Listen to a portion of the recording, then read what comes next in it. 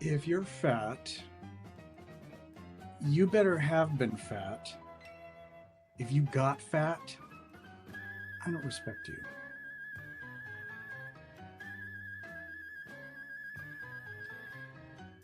Can everyone who's gonna die from COVID just die already so I can go to the movie theater? Let's get this show on the road.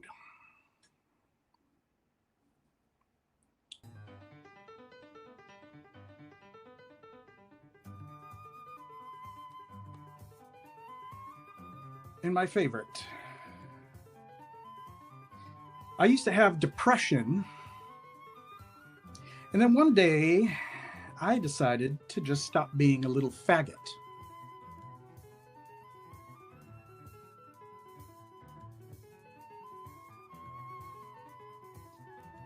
Now, for those who know me well, being a public figure, I'm really tolerant of different views. And I have different views myself, and I know that people haven't been very tolerant of them. And I know that this is a very tense time, no matter where you fall in the political spectrum, and no matter what side of the aisle. However you look at it, people are feeling tension and feeling feeling a lot of different emotions. And I'm not going to invalidate how anyone feels, whether it's pure elation or grief and fear and anxiety, because that's who I am. And I don't believe in canceling people. I don't feel like I can get behind destroying somebody's career or livelihood because their political beliefs do not align with my own.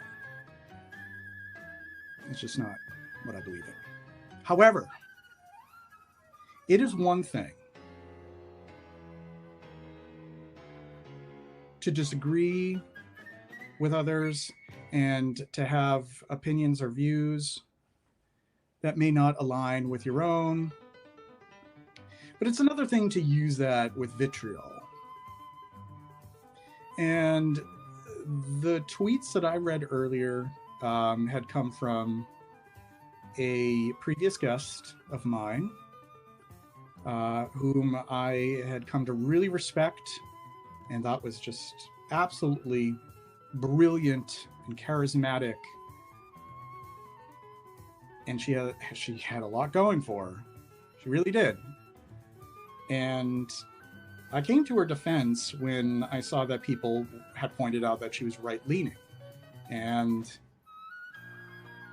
I said that, this isn't a time to fuel the fire. And this is actually a time to be introspective. But I saw some tweets, the ones that I read earlier.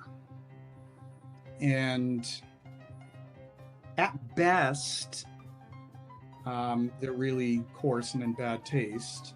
At worst, they're really offensive and cruel and insensitive. And it is with a heavy heart that I have to say that I feel a little bit of betrayal with that person. I feel a little bit disappointed, actually very disappointed. Not a little, very disappointed, because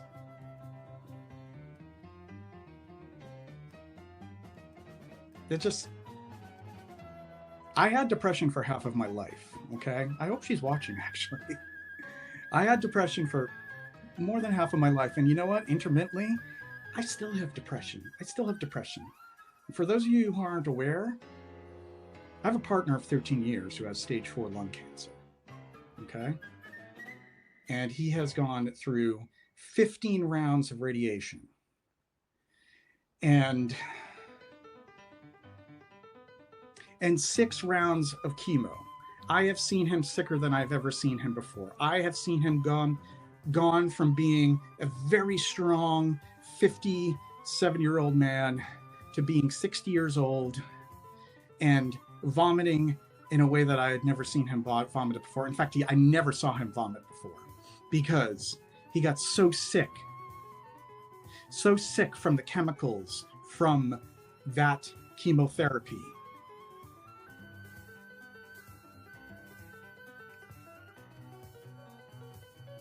So when I read something like that, that affects me personally.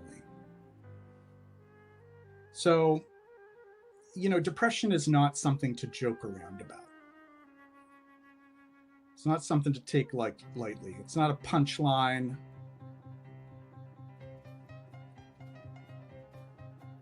It's very serious. So I have lost absolutely all respect for that person. I'm sorry. I don't know if I really should be sorry. I just feel really, really disappointed.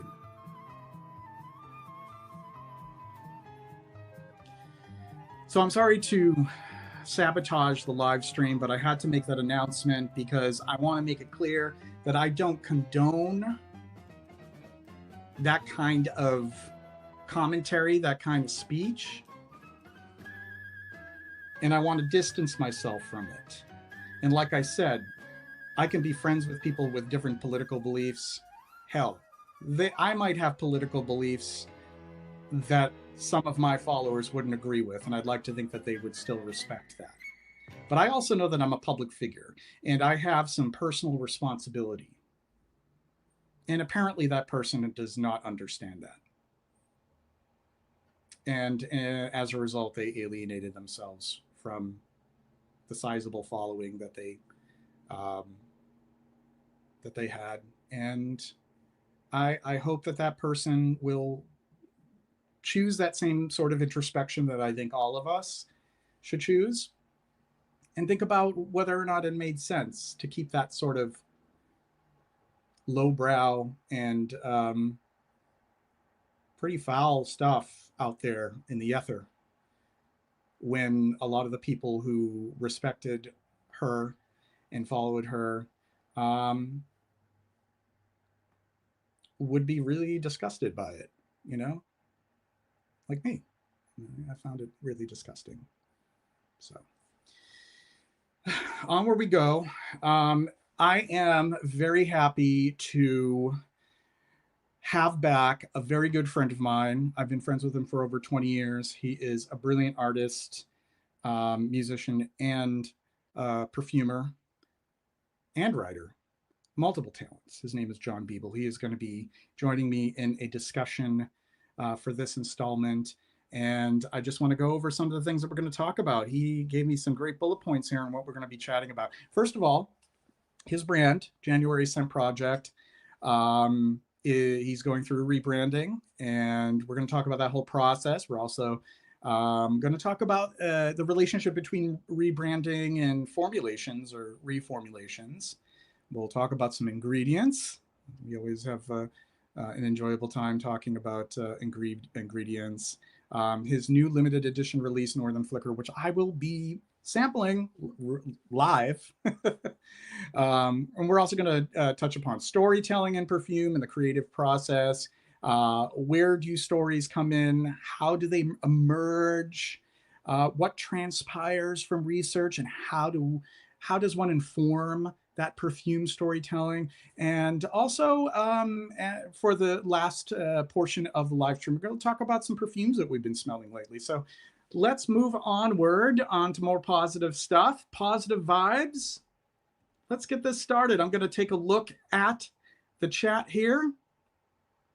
Hey there, Pat. And hi, Ricardo. Yes, unfortunately, that was a dark interlude. Hey, misspelled tomato. Good to see you. Great to see you, Margie. And you as well, Noah. Wonderful to see you. And Margie, we'll talk privately about that. And yeah, yeah, unfortunately, it's very heavy. But we're going to move forward here. And let's get this started. I see John in the backstage. He's waving hello, and I'm going to bring him on in. Hello. Uh-oh, you're on JJ, mute. Oh, there we go. can you hear me okay? I sure can. Okay, I got out the proper mic and everything, so I just want to make sure the sound system is all right. So hey, Yeah, mighty nice, Mike. May well, I yeah, add? it's all right. How's it going? It's going okay. We just had, Yeah, obviously I had an introduction there where we had to just address a few things. I hate sure. having to do that stuff, but I felt like it was important that I distance myself from that kind of speech. Yeah. It's These are were these some tweets or things sent to you personally or something? Or nothing that was sent to me personally. I some actually, to give some background again, I'm not to open up the story because I don't want to take up our all time Nope. talking about what we planned Okay, on. yeah. Whatever you'd So like to say. this is a person who I respected a great deal, and privately we had some conversations where I respected her beliefs, she respected mine. Some of them we shared, so we bonded over those things. I'm being very transparent about that because I feel like at this Yeah. point, with things being the way they are right now, we already have the election. I just feel like being transparent about it, and I firmly believe that that we shouldn't necessarily, just because we differ in our political beliefs, that we should try to destroy somebody's character or their reputation, try to get them fired from their job, for example, or try to ruin their their whatever it is, so if they have a social media presence, etc. I don't believe in cancel culture. I've said that before. I said that last time when I had Super Take Up on. It's just not what I do. So I originally saw some stories regarding this person where they just happen to follow somebody who's a little bit more center right. And I thought, well, that's a bit overreactive. And I came to their defense. But then there were the tweets. There were the tweets that came out, and the tweets were some of the ones that I had mentioned earlier, that I had recited earlier, Got that I it. feel, if you're going to if you're going to be a public persona and you have that kind of sense of humor, the least that you could do is keep that private. And Right, by saying that, I don't condone them in any way. But if you're right, going to have that kind of more than irreverent, really offensive sense of humor, and you're going to have a public profile, don't you realize that at some point that's going to bite you in the ass?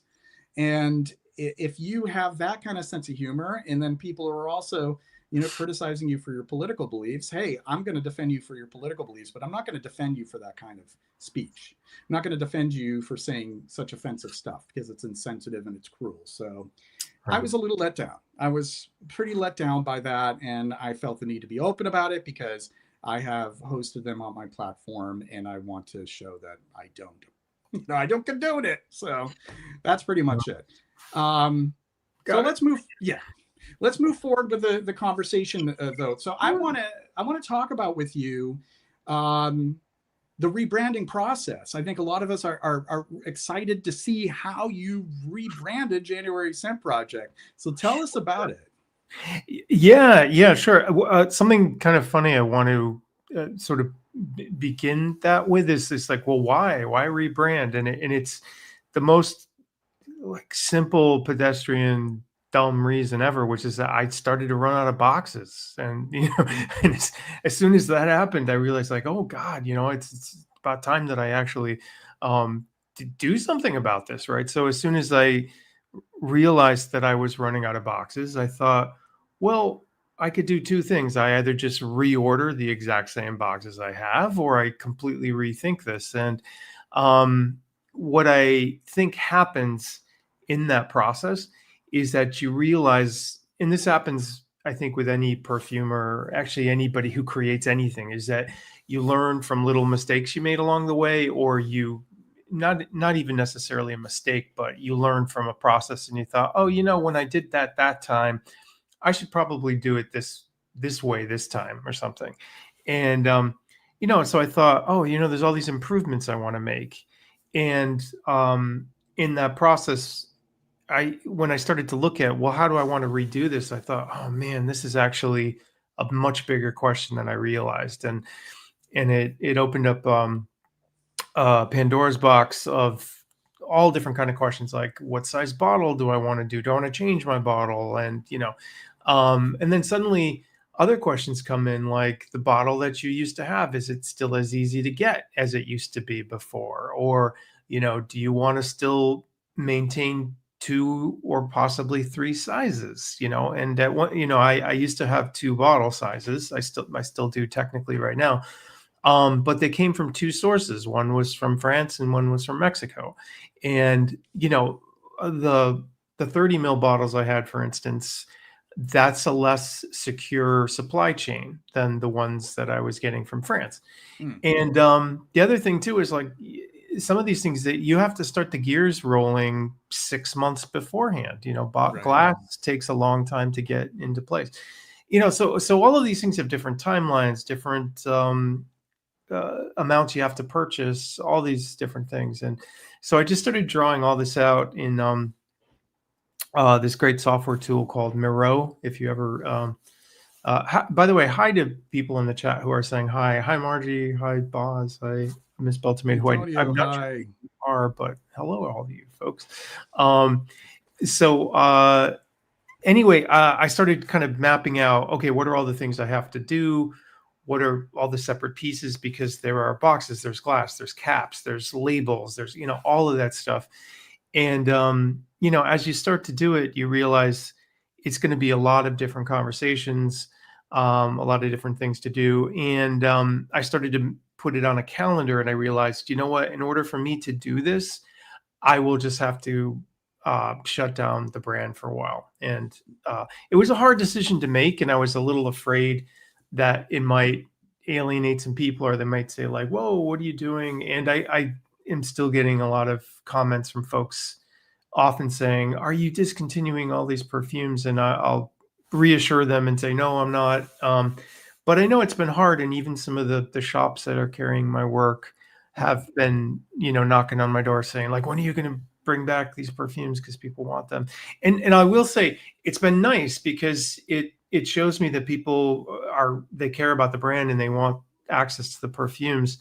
But it's been a bit of a gamble too, because I don't want to, I don't want to be offline for too long. It's a tough balance. It's a tough balance. Yeah. So would you be able, would it be possible for you to share with us some examples of this rebranding process? Yes, absolutely. I can show you a couple of little assets, as I like to call them. Yes, assets. Yeah. So one of the things I thought about initially was when I first started doing this process, I was really, really in love with the caps that I use, and they're referred to as glacé, which means like ice cube in French. Yeah, John, I'm going to have you in center stage here, so I will still be here, but we'll get to see you a little better so you can show us. Sure. So one of the choices I made initially, like as a visual distinction for the brand, is I really liked these glacé lids, if you will, or stoppers. And they're called glacé because they kind of look like a piece of ice. And I still, to this day, really like these caps. And there's only a handful of brands that use them. In fact, I can only think of like 2 other brands that use them. And, they were kind of a nice signature for the brand. But I will say they're not they're a little bit frustrating to use. They're not easy to kind of stack and store. They weren't wonderful. And the other thing that kind of sold me a bit is I kind of fell in love with this other caps that I got, these marbleized caps, which I used for an edition of Black Walnut one year. Right. And so I found out, well, how much would it cost to actually sort of personalize these, if you will? So I did, with a JSP, which you're seeing in reverse, but a JSP logo there. Oh, very nice. So I decided to go ahead with this, which I would not really have been effective to do with the glacé caps.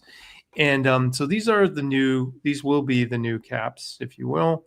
That's one feature. Let me get in my little grab bag. You know what that reminds me of? That cap. I love the cap, by the way. Thank you. It reminds me of a little bit of like a Jean Couturier coriander, where there's the malachite. Yeah, exactly. Right. Which I love. Yeah. Very, very nice, actually. Yeah. I like this cap a lot. I Here, I'm Thank gonna you. switch over to. I'll show you that I have a bottle of black walnut. Oh, very nice. Thank you. You Courtesy do, of yes, you do. So what ended up happening? Just give me 1 second. I'm just reaching for. Let's see. I have a lot of stuff here. So wow, you really nailed it. Nutty nutty accords are tough. yeah, Wow. it's extremely nutty, and it's very black walnutty, if you will. Yeah. Yeah, it sure is. So what then ended up becoming the box design is the following, and Let's this is have the you box. set that This up. is an Look at that example of urn. gong. Can we Yeah, and talk this is about that? yeah. So what ended up I'll kind of try to get a little bit closer here, and Mm-hmm. what I ended up doing was creating a kind of a bit of a sort of squash-shaped vase, which, if you Yeah. look into it, has a bunch of different faces, sort of uh, kind of embedded into the design itself. And then the way that this works is that for each of the various perfumes, they have their own sort of like color coding, if you will. So, so for example, on the boxes, like Vaporosindro has its own color coding. Horla has its own color coding as well. So Sarin as well. Now, misspelled tomato is asking, is that the shape of the new bottle on the box, or is that just a no, it visual motif? isn't. The bottle, yeah, that would be wild if I could if I could find a sort of nice Yeah, pumpkin shape. that's pretty unique. So the box actually sort of comes out like this. And then it's in a drawer format like this. These will actually be black. So and the bottle fits in here. I unfortunately do not readily have a bottle with me. I thought that I did, but I will. The bottle is going to be still kind of in a vertical, with this cap, thick glass bottom, and it's a 50 mil. So I'm moving the bottles to a 50 mil from here on in. So they're going to be streamlined into one size, which is also kind of the way the industry is moving a little. I should also say too that this was, I did some research and got some advice from folks. This is strictly really for size purposes, but the actual sample, I mean, this will be slightly different, but the sample box is also going to be a little bit more luxe. And these will be samples will come into a new box as well too. I was just going to say that, in my process, I did talk to people. I talked to a couple retailers and stuff, and said, where is the market kind of going, and how are people buying things? And one of the bits of feedback I got from someone who, in fact, it was the very first shop that I did business with, which was they're now called Ministry of Scent, but formerly Tiger Lily in San Francisco. They kind of explained, well, the problem that you're running into is that your 30 mils are not really allowing your 100 mil bottles to sell at all, because people are just buying your 30 mils, and that's fine, but we thought, well, yeah, the 100 mils are just kind of sitting around, they're not getting really used, and so there's got to be a good midway point, if you will. So hi, famous YouTuber. Thank you. Famous YouTuber, aka Duncan. Eider Antler is still my favorite from January. Green succulent bubble. I love the bubble emoji as well. Yeah, very nice. Green bubble. Very cool. Yeah. So that's a good preview for now. I mean, I'll be, the funny part of this is the actual the boxes themselves. I'll tell you, the one thing that's very interesting about this is the process of getting stuff printed, manufactured, and all that. Like, it always involves things being shipped in massive places, and it always becomes this sort of global thing where things are literally on boats or they're on trucks, and you're wondering, like, where the heck are these? And yeah, Ministry of Sun. They're great. They're great folks. They've been with me and stood by me for a long time. They've really helped me a lot, and they're a great shop. So apparently third week November-ish, there's supposed to be a massive truck pulling into the studio with pallets and stuff. So, updates to come, but it's I'll be pulling stuff off of that palette soon. So that's where I am right now. Now, there are often when this happens, when we have the rebranding, there are those who get the anxiety. Well, what's happening to the fragrances themselves? Is that part of the process? Can you talk to us a little bit about that, and maybe dispel some fears or concerns about this rebranding and how it pertains to your perfumes? Yeah, I will, and I'm glad you talked. I'm glad you brought that subject. So there's actually, well, I was going to say there's two sides to it. There's probably 100 sides to it, but the short answer is generally no. But the generally, or the little asterisk there, is the fact that in the process of running a brand and making perfumes, is that especially over as time passes by, right? Some things stop becoming available, or they become harder to get, or they become more restricted. Things happen, and in perfume, as we all know, is kind of a living, breathing thing, right? And I think even since you've been doing your channel, JJ, and since you've been around materials and making things, you've probably seen how some things that were more plentiful are less so, or new materials have shown up that were not around before, different things like that. Right. So something that was very plentiful that was in one of my perfumes is less so. In fact, it's very, very hard to find, if not impossible to find. And also, I found that it's a lot less safe. It's considered to be less safe to use. So and this is after talking to some other perfumers and looking at some reports and stuff like that. So I'm like, well, first of all, it's becoming too expensive to try to find this thing anymore. And I'm not so, this is a natural material, and I'm not so sure if I want to go to such lengths to use something that is already like getting tested and people are saying, you know what, this is not the safest thing in the world. So my answer to that is to smell it intently and find out how do I make an accord that's going to bring about a closer smell to that. So that's one case. So there are two naturals that are really, really hard to find, that I've made accords to make them a little bit simpler, if you will. Another aspect, which is so minuscule, is that I looked through all my formulas again, and in a couple of really small cases, I saw what I would essentially call like duplicative materials. Like, I mean, I saw, like, I have one formula that's insanely complicated, and it was one of my earlier perfumes. And I looked at it again, and I'm like, I've got this trace bit of one kind of lavender, and then like this big bunch of another kind of lavender. And I really, really don't think that trace bit of that other lavender is contributing to, like, it's not. This is me being a less mature perfumer and not actually hoping. Not actually, like, it's not contributing to the overall. Right. And with materials like lavender, for which, you look at the impact of one given material versus the other and the overall profile of one or the other, and there's such a similarity between the two.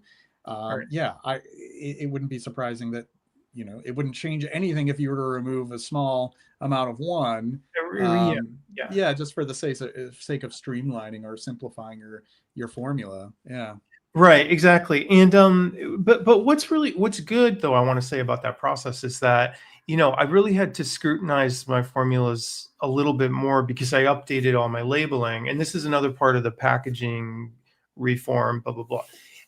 So basically, to answer the question, no crazy reformulations at all. A few ingredients I had to tweak just to make sure they're still within guidelines, and 2 accords for 2 naturals that are harder to get now. One thing that was interesting, though, is and I think you and I may have spoken about this when we talked on the phone at one point, but upcoming, and I'm not sure of the date, but I want to say it's probably like in 2027 or something. There are going to be drastically changed labeling requirements within the EU. And there was at one point this pretty small amount of ingredients that had to be listed on perfume boxes. And there was things that never had to be listed, like ISO-E Super didn't have to be listed. Patchouli didn't have to be listed. Lavender didn't. Rose ketones didn't have to be listed. Like all these different things. These all will have to be listed now, which is interesting because now people will actually see a lot more about what's inside their perfume that they didn't see before. And I'm very curious about brands like, well, I mean, no, not to discreet too much, but I'm very curious to see what Creed's ingredients listings are going to look like when we actually see how much ambroxan is in some of their sort of base formulas. It's going to be interesting, you know? So I thought, okay, if I'm going to go through all this, let me do that really deep level labeling right now. And I did, and it took a lot. Custom beavers upon it. Indeed. I don't think it's customarium. Yeah, that's funny though. No, and somebody mentioned something about Salpernicute. No, it's not Salpernicute. That's actually one of my simplest formulas, believe it or not. Ridiculous. That may come really as a surprise because it seems to be so complex. Yeah, I know, and it is not. I mean, it is not complex. Well, okay. Hopefully it creates the illusion of being complex. Complexity, yeah. Well, that's what's fascinating, is something so simple can give that impression of complexity, for sure. Indeed. So so basically it the listings had to get they have to get longer. I found the process actually kind of fascinating, and I like the transparency, because I thought, oh, this is kind of cool, because people, aside from the usual suspects that people are used to seeing on their boxes, they're actually going to see a lot more of what's inside their perfumes now. And hey, what's up, man? Hey, Dave. Yeah. So that'll be kind of cool. I mean, the reason for this is more because more things are actually considered allergens now. Or actually, I should get the wording of that correct. The threshold by which the EU considers certain things to be labelable allergens is now higher. So I guess that, for example, lavender wasn't considered at a threshold to be something that deserved to be on a label. Now it is considered to be something you need to put on a label. Now we could argue about the relevancy of that, but it will be a law in a couple of years. But hey, this is interesting information for people. So, we have a question from Misspelled Tomato. No worries if you're not sure yet, but what do you reckon the new bottles will be priced at? Yeah, I am not exactly sure where that's going to be. I'm not a Dodge, but still working on that. I will have that for you. Yeah. Amazing on the one hand, prices are going through the one hand, prices are going through the roof and justified by precious materials. Yeah.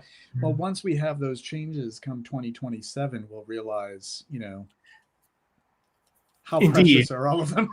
No, this is actually, I appreciate that comment, because this is kind of going through my head too, is that, a lot of brands say they're using the best things in the world, but it's like, I mean, and I'm not saying they're not, but but most of the time, let's be real, they're not. A lot of them aren't. Yeah. It's funny because, I mean, some companies legitimately aren't. So I wonder if they're, which is okay, and I'm wondering if somebody says, well, we're using our mediocre ingredients and we're going to pass the savings on to you. I mean, that's fine too, right? So, I don't know. I mean, it is interesting, because I do think that this transparency and labeling might actually have to position some people to think about, how are we going to, especially now that consumers actually read these things. I mean, I do believe people read the boxes now. Right. So, hey, Mr. Smelly. Hey there. How's it going, sir? So people will actually I think they will bring their scents and pocketbooks to this, and they will think about this stuff. Yeah, so it's going to be Yeah, yeah. interesting. It's going to be interesting. Yeah. Well, what I already find amusing is, there's a lot of talk of materials being removed or added, and some fragrance enthusiasts will believe that a fragrance will have had a certain material added or removed Mhm. based on what they see on the ingredients list, but that's not really trustworthy because Right. some things are required to be listed Yeah. and then they're no longer required to be listed, and then Yeah. still other things weren't required to be listed and now they are. And that especially is so with people who read, for example, oak moss. Right. Like Right. all of a sudden they've added the oak moss. They didn't show the oak moss in the ingredients before. Well, Mhm. it's just dependent upon whether or not it has been required, and a lot of other materials like that too. Or they think that something's been reformulated Yeah. based on the ingredients list, and it's not really a good guide because you may see that some for example, some sort of rose ketone, or I don't think any of them are listed right now. I'm trying to think of some Mhm. examples. Yeah. Um, the Something in the iNone family will be added to the ingredients list, and they'll think, "Oh, this has been reformulated," but it could very well be at a certain point it was always there, but now it's required to be listed. Yes, exactly. Yeah, and Right. and this is what I do for folks. You know, what I recommend them to do is you can just Google and find out like what is it, like a current EU allergens or something like that, and they will get that full list of the things that are required. And what happens is that sometimes they'll add something to that list, and then sometimes they'll change the level. So like what used to be at I don't know, like 1%, the maximum amount would be 1%. It's been leveled and changed or something, or whatever it might be, like that could play into it. I mean, it's usually, of course, that something's been added. um and then there's some things that will drop off. I mean, I shouldn't say it's dropped off the list, but like there's some things that if it's small enough, it's an allergen. But if it's in such a small dose, it doesn't have to actually be like listed. It can be so small that it doesn't have to be listed at all. So Right. yeah, so these all can give the sense that something has been reformulated when actually, as you said, the requirements have changed, yada yada. So they actually it's not an indicator of something having been reformulated. That's not to say that things don't get reformulated. I'm sure that they do, at times. um, but I think the thing to keep in mind, though, is that there are times when we all smell things and we think like, yeah, that's definitely, it doesn't smell the same anymore. And then there are other times when we smell things and um I think we can maybe sense, okay, something's been tweaked a little bit, and it's probably been because of a regulation change or something. Other times I think, all right, this basically smells the same. Maybe they've changed one ingredient or something, but I don't know. It's people get a little bit, but then again too, we evolve, right? So like some things don't smell the same to me that they did maybe 10 years ago. I don't know. That's ah, There are a lot of things to consider, and a a lot. Yeah. lot of the time Yeah. it involves sort of a lapse in memory. Sorry, I have a very sensitive mic here, and I'm rustling some stuff. Oh, no, you're It, fine. it involves especially when we're talking about Yeah. the whole older version of a fragrance versus a newer version. Yeah. Yeah. Um, Right. People who are convinced because, like we were saying earlier, like, oh, it's been rebranded, this smells different, and the perfumer has to try to convince them that no, there's nothing different about this.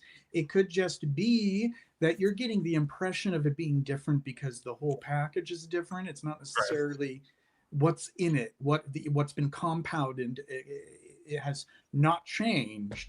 Yeah. And I think it's just a similar phenomenon to those, who believe that something's been reformulated over time, when necessarily that isn't true either. I'm Yeah. fairly certain for a lot of fragrances that people are really um, really wild over, and they insist that the older versions are better. And I know this for a fact because I've bought older versions and newer versions, and I've done some assessments, wear them on the skin, compare, see how they how they develop over time.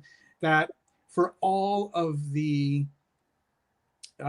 discussion online that that particular fragrance was so much better 10, 15, 30 years ago, I finally have both versions in my possession because I want to get to the bottom of it. And I realize how negligible the differences end up being, Right. really.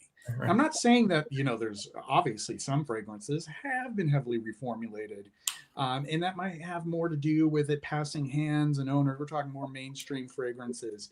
But when we're talking about, niche and indie and artisan perfume, um, it really and you can vouch for this, it has a lot more to do with the changes and restrictions that are necessary and having to work around those than necessarily having I guess No, yeah, all valid stuff. Sorry, I'm yeah. also looking at the chat. By the way, The hello, chat is very active. Yeah. Ross, nice to see you. I don't think we've actually. Is this Ross? I think transparency is good. When I found out that Yeah, bottles were only filled 80%, I called for the prices of the fragrances to be lowered 80%, nice.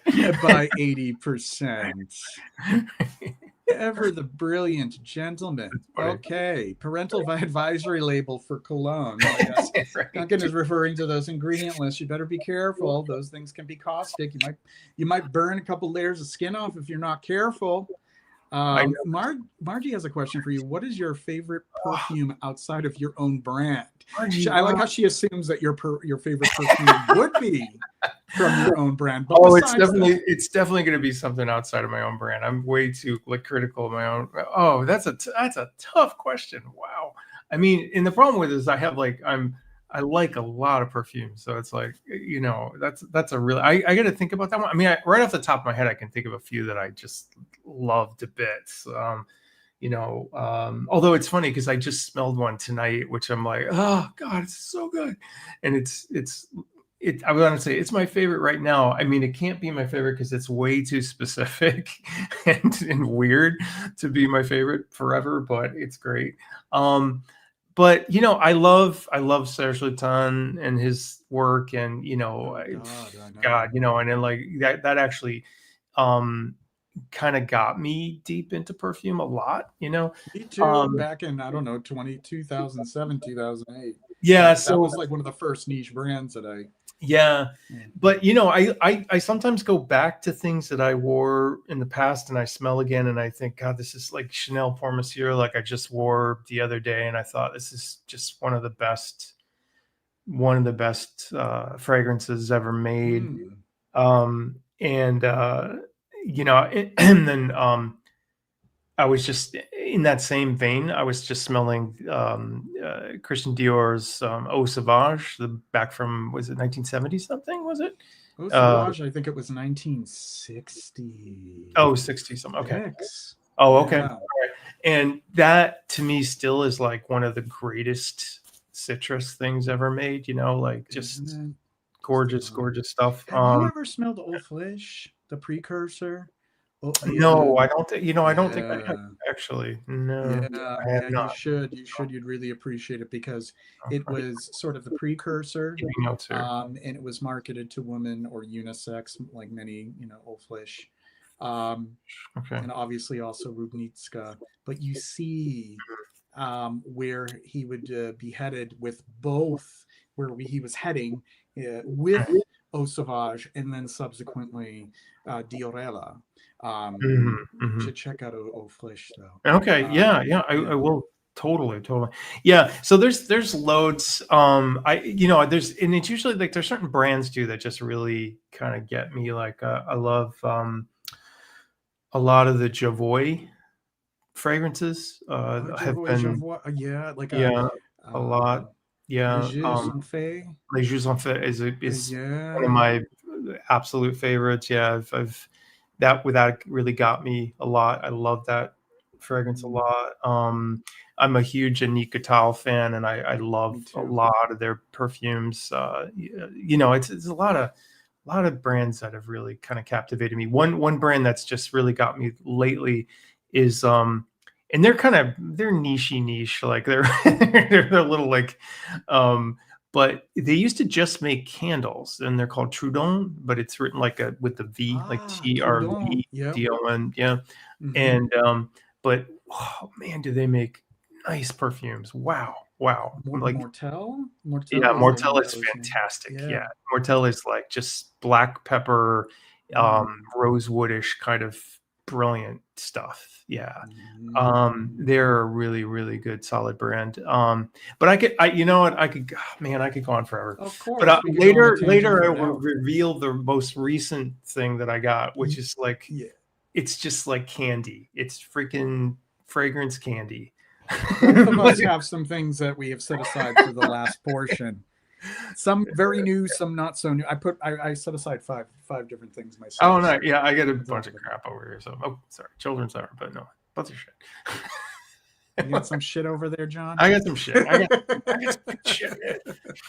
um, let's talk ingredients, though. You were talking about some Yeah, ingredients earlier that because of the scarcity of the material, and were right. you willing to disclose them? It's okay if you're Yeah, I not. absolutely Okay. can. So Yeah. one of them, which is really, really, really hard to get, and not, and I've come to find out is not worth getting, is Mm. what's known as Canadian white cedar.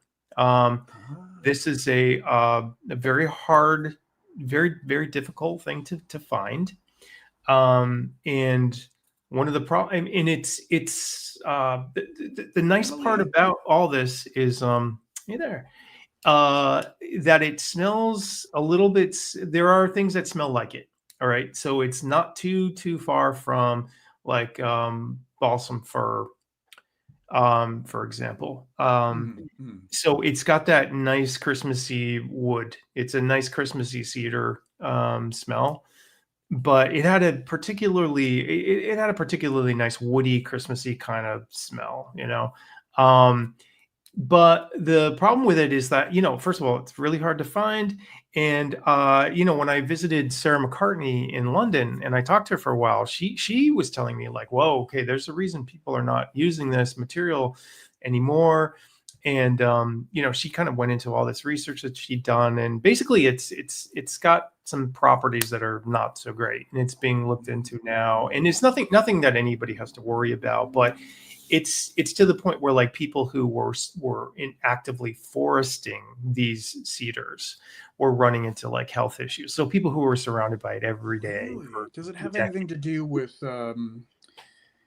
I know that those have very high in like thujones, Yeah, which it's can like, be nerving agents, kind yes, of like yeah. right, Which I right. mean, I love a little bit of thujone, like in wormwood or thuja wood, but Yeah, I actually had some of the same material. yeah, Actually, the material I had wasn't the one. I had a Western red cedar, and wow, yeah, does it which have a is ton of gorgeous stuff. thujone in it? It's beautiful, but it's got that trigeminal effect where it kind of hits like the back of your olfactory bulb, and it's like Yeah, yeah, whoa, like yeah, really intense stuff. So I was wondering, I was wondering if it had something to do with that. So yeah. famous YouTuber tried Texas cedar. So it is the cedar that you're talking about. It comes from is it distilled from the leaves? Is That's distilled I from think the that leaf. It's still cedar leaf distilled is from the very leaves. different from the wood. Yeah, Yeah, yeah. and it's got the very like I said, it's actually quite different from the Texas cedar in that this is it's the balsam, which is the very, very green. It's woody green and sweet. So if you Mm. can think of almost like it sounds silly, but it's got that almost like Christmas tree candle kind of, smell. Like it's that fantasy, like, whoa, that's the smell of Christmas in a bottle. It's got that kind of Christmas in a bottle type smell. The good part though is that it's not impossible to recreate this smell. It's not at all. And there are other materials that do it. Black spruce, Mm-hmm. the balsam from black spruce will do this. Yeah, you gotta work. I worked at it. I did other things, and it was basically it's fine. Nothing to worry about, really. So Well, nobody freak out. well, I think that what we learn from exploring all the different materials that are available to us in whatever capacity, is that there is a lot of overlap and a lot of things smell similar enough so that They do. some of them are not really unique enough.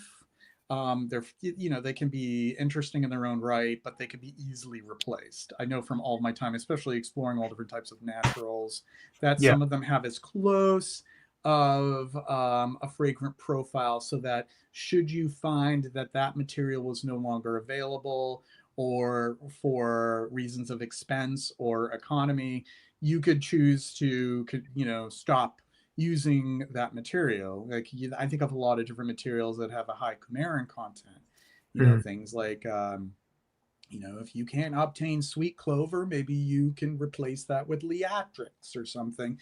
Because even though there's some slight differences between the two, if you're using it only in a certain amount in a composition, it's not going to be such a noticeable difference in the end product. Mhm. So Yeah. I'm guessing that this would be an example of that, where it's like you can you can pretty much fill that gap by, you know, something similar that's some, you know, that smells similar to it. Right, and that's actually where I think that, one's skill, which you keep developing, and it's something you got to keep working on. As a perfumer, you put it to the test and you work on as is that you want to create. I mean, what we're doing as perfumers is that we create illusions in some way, and some of it is like kind of trompe l'oeil, and some of it is when you spending that coffee money on you might but you're kind of creating sometimes it's a trompe l'oeil where you want to create the effect of something through like a bit of smoke and mirrors in order to like create an illusion. Like, oh, very nice. I spent that coffee money on a new mic. And other times, you actually are just you are using materials just as they are for exactly what they do. Nothing like you're not trying to do a trompe l'oeil. You're actually trying to pull all of this stuff you can, and that's sort of like using really expensive oud, for example. Like, some people use other materials to create an illusion of oud, and that's like going to be like a cheaper oud fragrance out there, or you're going to use really good damn oud to absolutely capitalize on all the great little trace elements that are in that oud. You know what I mean? So that's a good example of both sides of that one. Yeah, that is a really good example. Yeah. Are you familiar with this house, John, famous Oh, YouTuber, Pinewood. aka Yeah. Duncan Pineward? With a lot of Right. conifers. I actually Yeah. haven't He obtained makes any a of the samples lot. from them. He makes a lot of different He seems really perfumes. prolific, which I Indeed. can Yeah. be a little concerned with. So I don't doubt that, you know, that some people who are really that prolific could do a lot of great ones. But you know, ultimately, I would need to try them out. Yeah, and I will confess I have not smelled a lot of his work, but the first few that came out, I did smell, and I liked them quite a bit. They're definitely they're very dense, and they're very alpiney, which I like. I'm definitely kind of a sucker for like alpine, but at least to my nose, they kind of smelled very like mountainous, and which is nice. I like that feel. Yeah. Yeah, they're Yeah. all they're all piney a little. I mean, they're yeah, they're kind of piney. They're a little piney, yeah. But they're also woodsy, and well, I don't want to paint them too much with one brush because I feel like he's trying to expand it a little bit. They have a nice uh like when I say dense, it's in a good way, and I kind of like um there's a syrupiness to them, which I love, and I like kind of syrupy perfumes in a way, you know. Yeah, you and me both. I mean, Yeah. that's why Yeah. we're a fan of a lot of Serge Lutens, Oh yeah, definitely. Christopher Sheldrake. Um, oh yes, misspelled tomato. The concerns about Vuvu. the Oh vuvu. yeah, this was probably in reference to the whole the white cedar stuff. Yeah. So I'm Was sure. that an educated guess? Yeah. Yeah. uh, if anybody in the chat, I'm actually going to check myself. I have not. Usually at the beginning of the stream, I do give a reminder to like the stream. It does help to make, you know, to ensure that this content is visible. Helps with the algorithm. If somebody can do a like count for me, I'm actually scrambling to check on my own right here, but if somebody in the chat can take a look, let me know how many likes there are. And let's try to bring those likes up. We have 18 people who are tuned in right now. I'd like to see at least that many right now. Hey, folks. So I'm taking a look at that. And oh, that's cool. Nice. Thanks for liking, folks. So we have 18 watching and we have 16 likes. So 2 of you who are currently watching right now. I don't like it. All right. You don't like it? Did y'all dislike it? So let's try to bring up that like count. Let's try to get it up to 20. You can help us out with that. We're going to try to get to at least 40 at the end of this live stream. Nice. That would be awesome.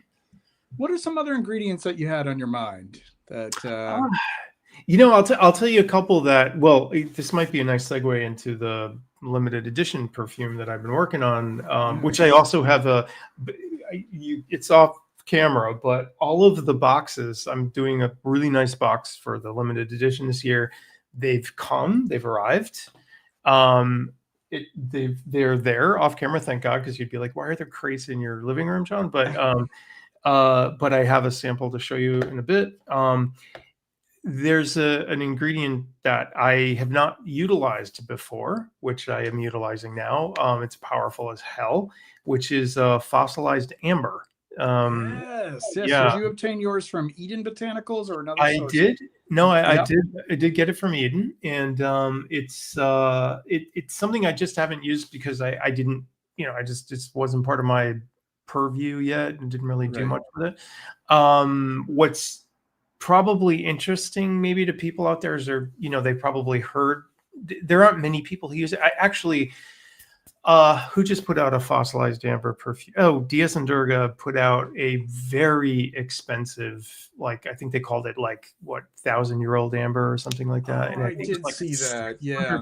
A bottle or something. But it was like, whoa, damn. Okay. And who knows, maybe it was really, really precious amber, but could be, who knows. But it's not used too frequently. And now I know why, because I wondered, well, what is so special about fossilized amber?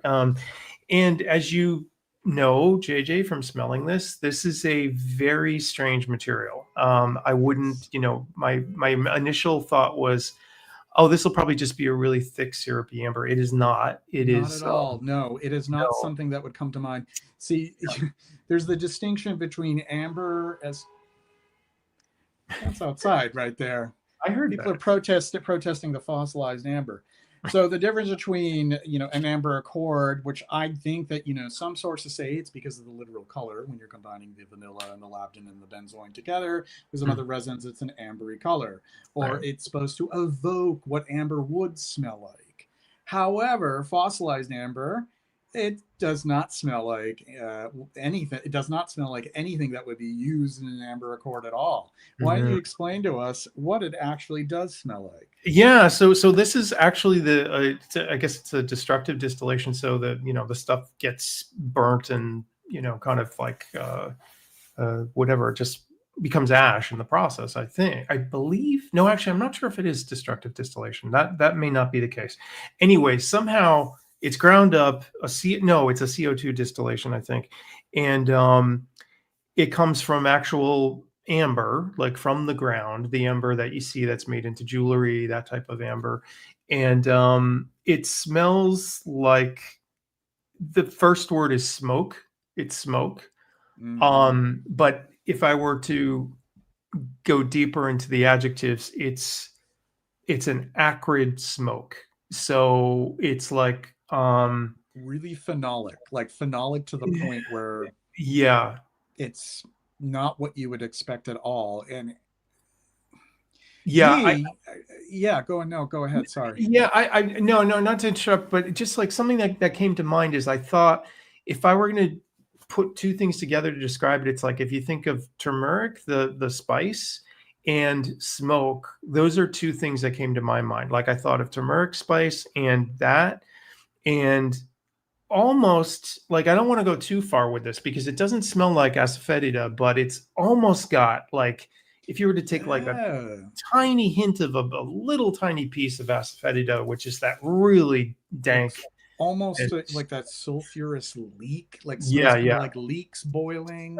Tiny Yeah, piece of that, which is yeah, like, a little you know, teeny from bit of Indian it. cooking, Right. which Eh, on its own is like, oh God, is like a really tough, difficult spice. yeah, But yeah. I've talked about um, how that's been used in perfumery in the past and some pretty right, famous perfumes like well, I yeah, just shared one of them today on Instagram, Maglif, Malgrif, from right, yeah, Carmen.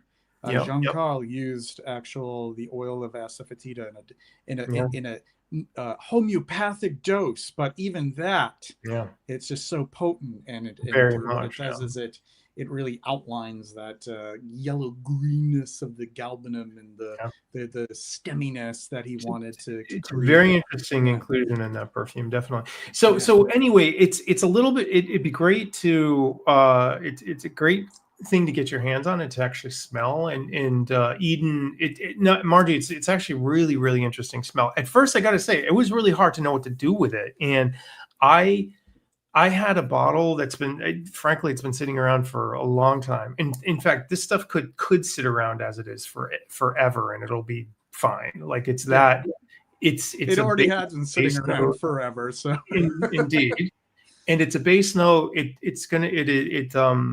evaporates really slowly. It could sit on a shelf forever, you know, which is sort of like a sandalwood. Sandalwood doesn't, you know, you can keep sandalwood patchouli forever. as well. Patchouli, Yeah, right? Yeah. Um, but I kept thinking, you know, I got to be able to use this for something at some point in time. And finally, I found a project. Now, mind you, I'm not using a whole lot of it because it's strong. It's very yeah, it's super pervasive. strong. It's very pervasive, and it tends to be like with some materials. Some are strong, like they pour out of the bottle. This isn't quite like that. This is more like it's just sort of insidious, like it just sort of creeps Right, around right. everywhere. And so so at first you're like, wait, what is that smell?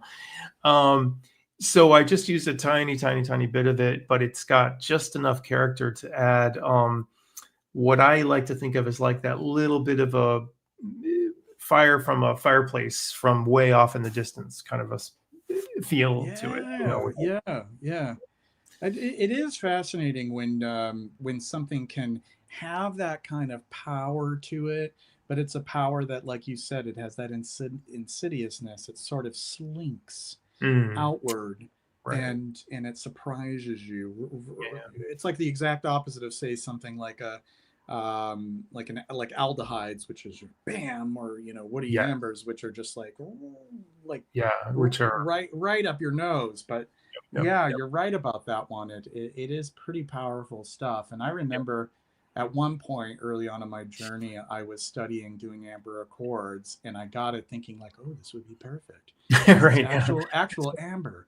All And I right. got it. I'm like, wow. And I ended up doing something very interesting. It was like an amber accord, and it had the fossilized amber, and it pushed Mm, the amber accord in a interesting. really interesting direction that definitely, the amber wasn't, squarely in the middle anymore. It Right. went in some other direction. So Eh, just beware that if you are, thinking about using that material, it's not necessarily meant for an amber accord at all. But yeah, very indeed. cool stuff. Yeah, Eden Botanicals, some great stuff that they carry.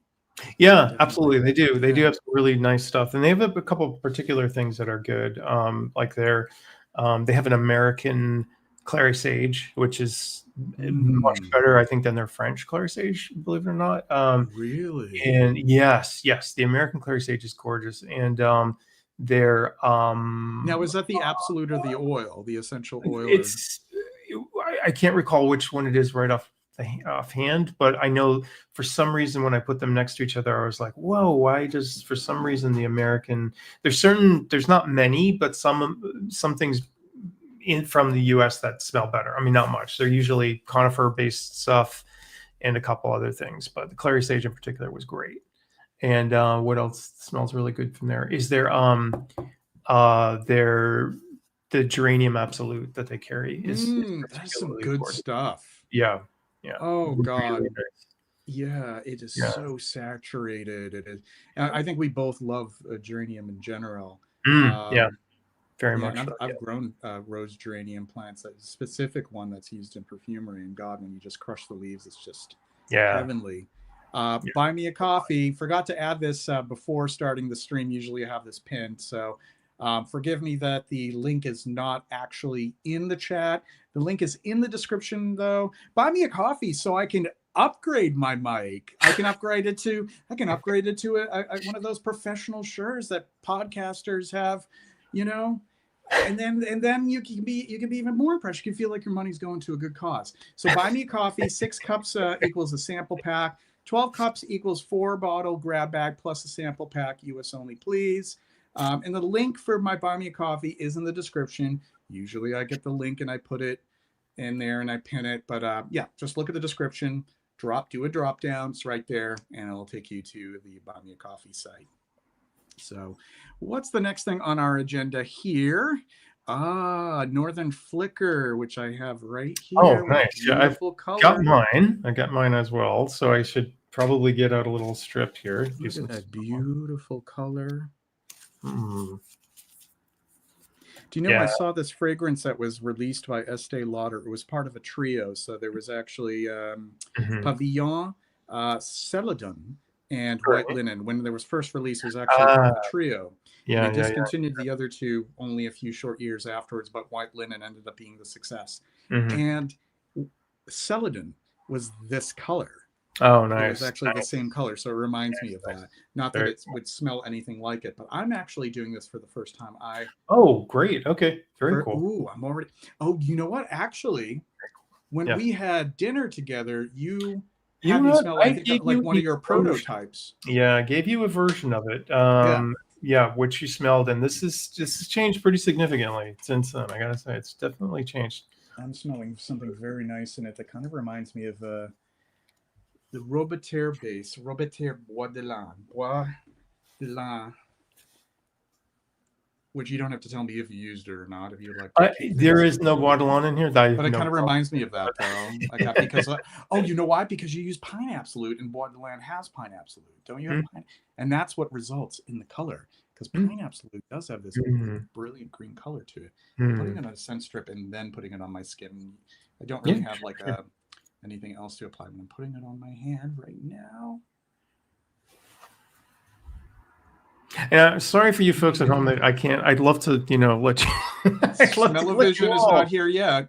With the advent of AI, who knows? Who knows what is possible? I know. But I have Northern Flicker on my skin right now, and I remember the first prototype that you had me test, and I was really enjoying it. And this one, you've improved upon it even more. Oh, thank you. God, I love when somebody can capture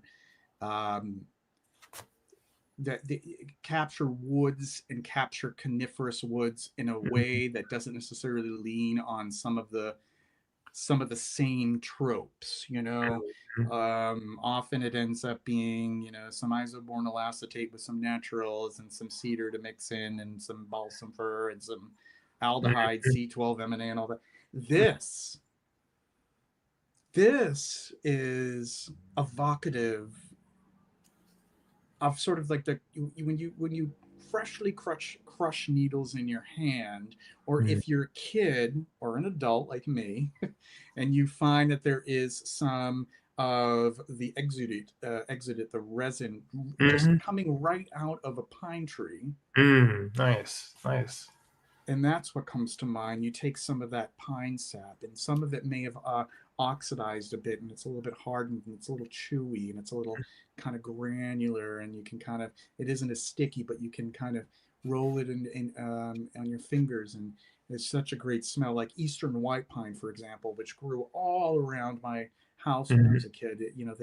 They would exude the pine resin. Tell us more about this. And now the Northern Flicker is a beautiful bird, but a kind of a shy bird. You don't see him as much, but when you do, he's quite striking. Tell us though. Yeah, absolutely. So I'd love to do the thing I love about doing a limited edition each year. I don't know why I've fallen into the yearly thing, but if I did it one year, people were interested, and people have come to sort of expect it now. And I thought, oh, why the hell not, right?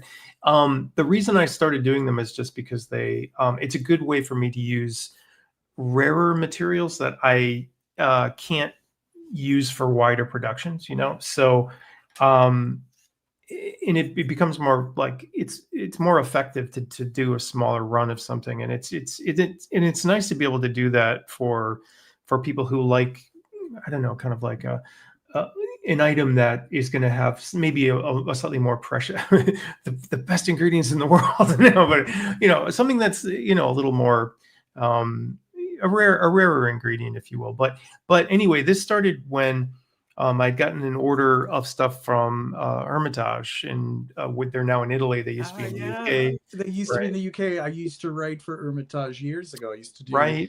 sort of their ad copy for their materials, just kind of describing the scent Yeah. profile. And I purchased a lot from Hermitage at the Yeah, time. Yeah. right. I remember that. And so I bought a bunch of stuff from them over the year, and then I just for the heck of it bought some Pine Absolute from them. That's where I got And mine too. Yeah. okay. And I was just so taken by this ingredient, and I was really, really, really taken by this ingredient a lot. And I thought, God, this is one of those cases where instead of necessarily starting with an idea first, I started just with one ingredient. And I thought this is sort of like a case where somebody has I'm thinking it's like a jeweler has a gemstone, and they're like, okay, everything's got to work around this gemstone. The setting, like the little stones around it, like everything's got to start with this, and that's got to be the center. And that's more or less what happened. As I said, the center of this idea is going to be Pine Absolute, and everything is going to swirl around that. And that's where that more or less started. Um, and so I started working on a whole bunch of different compositions, and I went down a couple of rabbit holes. And one really deep rabbit hole I went down, which ended up being a bad rabbit hole, was I got very excited by an idea which for the time I thought was fantastic. And I was so excited, where I was trying to pair Pine Absolute with cocoa. And Yeah. they thought, I thought, this is it. This is it. This is going to be this is such a crazy, great idea. And it just did. In the end, it didn't work. And I wanted it so hard to work. And then at one point, Pine Absolute and Sandalwood. And I thought, oh, this is going to be fantastic. And it absolutely did not work at all. Not at all. So I ended up making 10 versions, I want to say, of stuff. And some of them were not bad. And my other very good friend, Joseph Mora, smelled a bunch, and he's like, these are great, but they're straying really far from your idea. So yeah, it was pretty interesting. So the other problem you run into with using really nice ingredients is that they usually tend to be natural. Right. And when you have too many natural ingredients together, they just rapidly start to get very heavy, and they weigh each other down. And That's before you true. know it, Yeah. you can have something that has beautiful, beautiful things in it, but the perfume itself is getting heavier and heavier. And then before you know it, it does not at all come off the skin. And that's the danger I was running into, is I was creating something that was getting really, really heavy. So as I was doing all this, I'm sorry, this story is going on forever. No, it's not going on forever at all. No. Okay. We're Okay. into it. I'm just reminding people to like. Cool. We were at Um, 18. Okay, great. so as I was sort of doing this pine thing, I started thinking about pine trees and stuff. And I tend to be very much a researcher, a big book reader. I started going down all these thematic rabbit holes, and I started reading about birds. I was reading about pine trees, and I thought, oh, wonder what kind of birds hang out at pine trees. And I started reading about different kind of birds, and I found out this interesting fact about woodpeckers, which I thought was always curious to me. I always have found woodpeckers to be interesting. And a lot of woodpeckers they're attracted to trees that are starting to die, and that are Oh, increasingly on their way out, essentially. And yep. so because certain like bugs inhabit dying trees, and the smell of even ripe coconuts. So that kind of led me down a couple of paths, and I ended up finding out about these extraordinarily rare woodpeckers that are essentially extinct. Now, the northern flicker is not, but I went down a very long rabbit hole, deep rabbit hole Well, isn't there about. the ivory build. There's the Yeah, the ivory ivory bill build. woodpecker. Yeah, Yeah, right. yeah. And I read a lot about ivory bill woodpeckers, and I started building up this big fantasy story about, oh, I should make this fragrance about ivory bill woodpeckers, and like, oh, how sad this is. And I'm also fascinated by extinct species and da da da. And then I read another essay that said, stop it. All you people who are chasing these birds they're gone. They are gone. The last sighting was in 1945, I want to say. Really? The last documented real sighting was in 1945. There've been these claimed sightings of these birds, and they have the slimmest evidence. Like they don't. It's doubtful they've really been seen, and they're just trophy hunters who are dying to find these things. And they're like, there are other much more endangered species that don't get the screen time these people get. We should be worried Right. about them. And suddenly, like, I changed my idea completely. I'm like, yeah, what the hell? Why am I glamorizing this bird that's probably gone? Like we're spending all this time and effort, like for this bird that's not da da da da da da. I And I remember, thought, not to interrupt, yeah, but you remember those Golden please. Book field guides No, yeah, yeah, that were marketed, geared to kids. yeah, And I had a number of those, and I had one on North American birds, and yeah. that's where I first learned of the ivory-billed woodpecker, Mm. when I was a kid, and even at the time, I don't know, however, I had this false impression as a kid, like someday I might find one, but Right. then I realized, like, And I that. love, who's not going to love that, right? I mean, it's like Yeah, fantasy. It's like finding like finding the city of Troy or something. It's a yeah, yeah, great exactly. story. It's a beautiful story. It's a tearjerker of a story. Like of I course you know. want to hope that they're still out there, But I read that essay and I thought, yeah, you know what? Screw this. I want this to be about. I want the story is about like a really common woodpecker that you can see anywhere. That's not endangered. That's just any place, And it kind of refocused it, and I started researching, and I thought, oh yeah, this is the northern flicker. This is a beautiful bird. It's a kind of a simple bird. He doesn't have a very glamorous song or anything, and the whole thing. Todos. Okay. Oh, I saw that right here. Yeah, Yeah, yeah. famous YouTuber. You're keeping it keeping it real in the chat there. I like that. Wait. So I didn't even know that there was a dodo emoji. Do I you see that? I That is remember actually, once seeing it in Slack. I think I saw that's the funny. dodo emoji. But so anyway, it changed my whole point of view, and it was fun. And I ended up so now I'll do my reveal. So this was the box. This is the packaging All for right, Northern let's do a close Flicker. up. This is the Northern Flicker box. I think that they're really beautiful birds. They are Look at the gorgeous. breast, with Yeah, that breastplate and those exactly. spots, and they're just really, really charismatic and charming birds. Yeah. So this is they're beautiful birds. So this was the illustration that I've created and this is our little like Lux box. This of course is not filled yet, but this is our 50 ml bottle with the. Oh, you have that cap. I love that. I do have a green resin cap for it, which I'm really excited about. A little bit more Celadon looking there, jade like. So, Yeah. yeah. So this will be the limited edition box for Northern Flicker with a nice magnetic closure as well too. So these are there are a lot of them sitting over there in the back. But anyway, so that's what that will be. The other exciting thing to say about this, I'm really, really, really excited about is I'm doing aside selling this in on the site, I'm also going to be doing a cooperative arrangement where I'm going to be selling a bunch of these through near Guy's store, Perfumology in Philadelphia this year. So a certain amount, we haven't decided what exactly, but they will be available to sample, smell, see in real time down in Philly this year, which is cool. I'm glad because he has a fantastic shop, and it's nice to be actually having the limited editions for a first time in a brick and mortar, which is really cool. So That is cool. That is yeah, cool. yeah, very Great nice. stuff. Great Yeah, stuff. but I'm glad Yeah. you're getting the chance to smell this Yeah.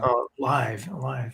And I will at some point reveal a little bit more of the notes. There's some nice. I've done an interesting kind of breakdown of, instead of doing kind of a top bottom note strategy, I've sort of broken it out into like the bird and the air and the tree and stuff like that, which is kind of a new approach for me. I haven't done that before, so. Yeah, there is this cool air feel too. Yeah. Yeah, that was an interesting piece of the composition as well too. I want to say also another important thing is that this is really scaled back. I chose, part of this process was more reductive for me. I took a lot of things out to come back to the final composition. And part of that was, reducing, like the top notes were really complex at one time. And I was like, this is getting too messy, too much sweet and citrusy type things going on. And I actually reduced it a lot to just mints and one citrus essentially to carry that. So yeah, nice. Wonderful. That charming man, it's a northern flicker. Northern flicker, yeah, which is it's a North American woodpecker who frequents most of like most of Canada and the US basically, and in a little bit into Central America. But it's it's a very cute little bird. What I do like about this bird in general is they're very attractive. They have like this very big, like spotted kind of breast. Their wings, when they're pulled apart, they're like gorgeous wings. But they don't. What I do also like is they don't have a very complicated. Excuse me. Their song is pretty simple. It's like, so they're not like this, floofy kind of highly performative kind of bird. They just do their kind of pecking, and knocking sounds and everything. But they're really pretty cool birds. Yeah, Bill and I recently, just a few weeks ago, we saw one that was sort of pecking around on the ground, which is, not as common to find them there. But yeah, it's just a striking looking bird as well. Really pretty. Very much so. Yeah. I was going to try to find the Northern Flicker song and play it for folks here. Nice. Just put it up to my mic. So we could try that out here. Yeah, absolutely. Oh, of course, I have to get past this advertisement that nobody wants to hear. They hear enough advertisements than when they watch my archives. Let's see. Here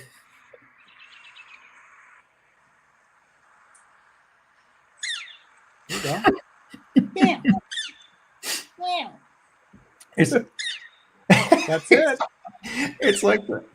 It's like that subreddit. It's called Cats Who Squeak, and all they do is just going. Yeah, it's the same idea, right?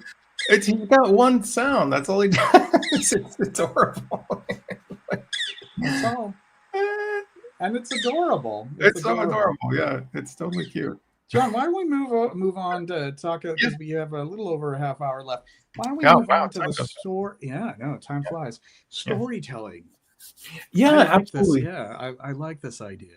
Yeah, absolutely. So this is kind of interesting, and I'd love to hear your thoughts or anybody in chat, about, like I was thinking about this the other day. I I don't often do live Instagrams, and I did one the other day, and I realized that, a big part of my process of making perfume and like writing about perfume and smelling it is about storytelling, although it's not necessarily what I would call traditional storytelling, in the sense of like there's a beginning, a definite beginning, middle, and end, but it kind of bringing together of different ideas or researching something. I often see part of what I do is a bit of like archaeology, like I'm kind of unearthing old stuff that maybe gets forgotten, in the past, and I kind of try to dig it up again and find it and kind of dust it off.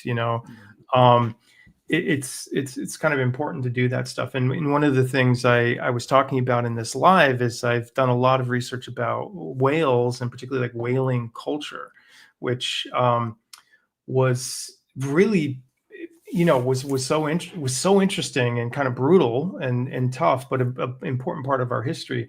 And there've been a lot of, as we know, it looms large for us, right? Historically, I mean, how many people, have read Moby Dick, and perfumers are fascinated by whales, and ambergris has become such an important part of perfume history and the lore behind all of it, and we're drawn just as much probably to the story of it as we are to its inclusion in perfume or all this different thing, all these different things.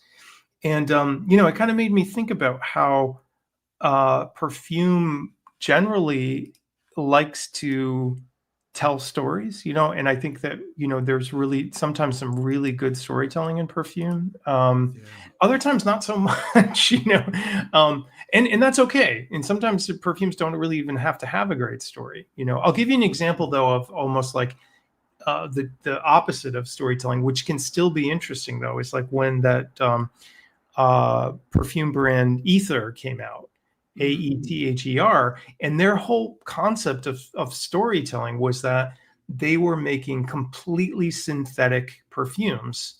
And they were very bold about the fact that they were just making fragrances.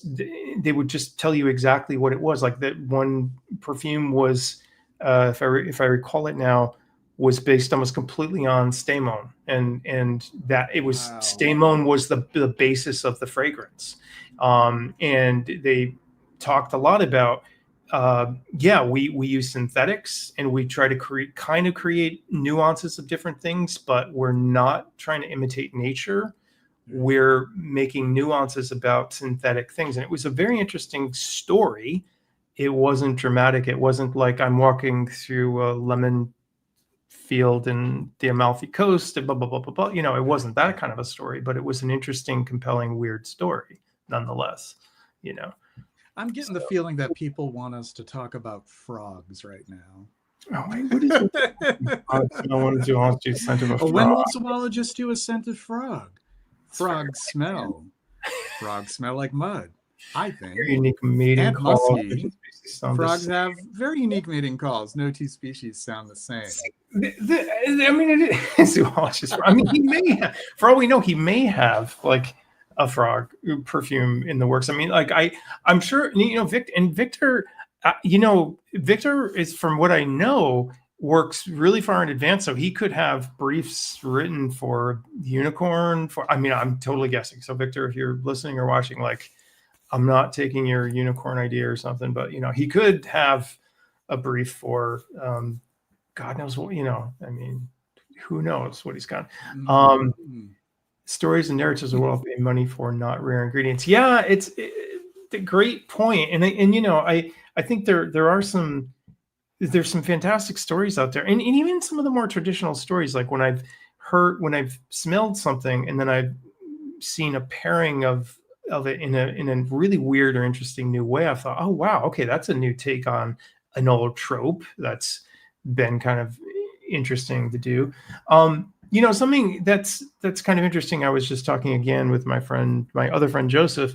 We were talking about Guerlain's Le Petit Robe Noire, which was kind of a pretty cool idea if you think about when it came out. I mean, it's a fun, little fragrance, and it's not like what I would say is the most serious perfume in the world, but I loved that idea of just like, it's very sort of like cherry licoricey based, and but I like the idea of like the little black dress, and it's like something in your closet and you can depend on it, and it's kind of a little, it's dependable, but it's flirty, and it's got all that, or even the idea that it could complement the little black dress. Right.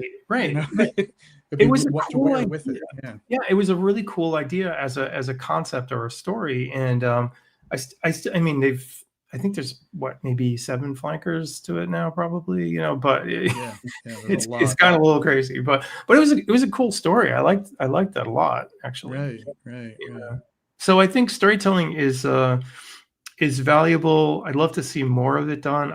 What I'm happy though is I feel like there are still good stories being told out there.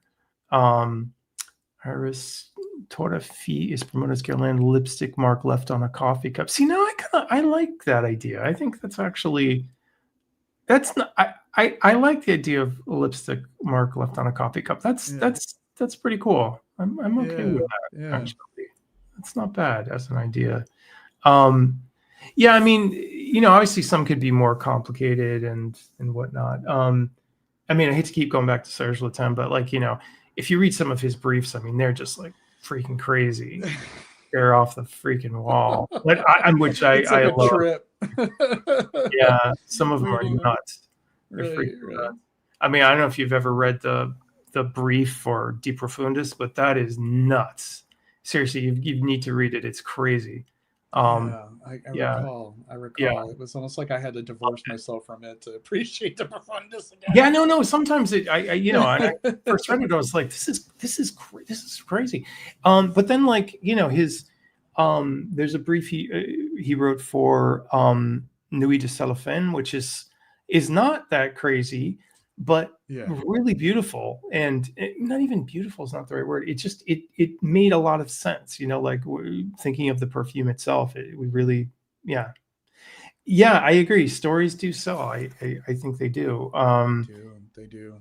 Yeah, but it depends on how compelling the story is. Right. And I think it's important to strike a balance between sketching a story and leaving some space for the wearer to fill in some of the plot, rather than having the whole plot handed to you. Yeah. And I think if it's more sort of like expository, personal, I've seen this sometimes with some brands where the perfumer will share their own personal experience in their lifetime. And sometimes it can be effective when it is a bit more open-ended. But then other times where it's a little too literal, where it's almost distracting from allowing the perfumer to have their own relationship with it. I found that can be difficult when it is somebody's personal story rendered into perfume. That I like that there is a little bit of detachment. Like, it doesn't have to be 100% detached, but there is a certain amount of detachment, whether it is from personal experience or a personal story, or like I said, if you're having if you are storytelling, it kind of I don't know if anybody's old enough to remember. I know that John and I would be old enough to remember this.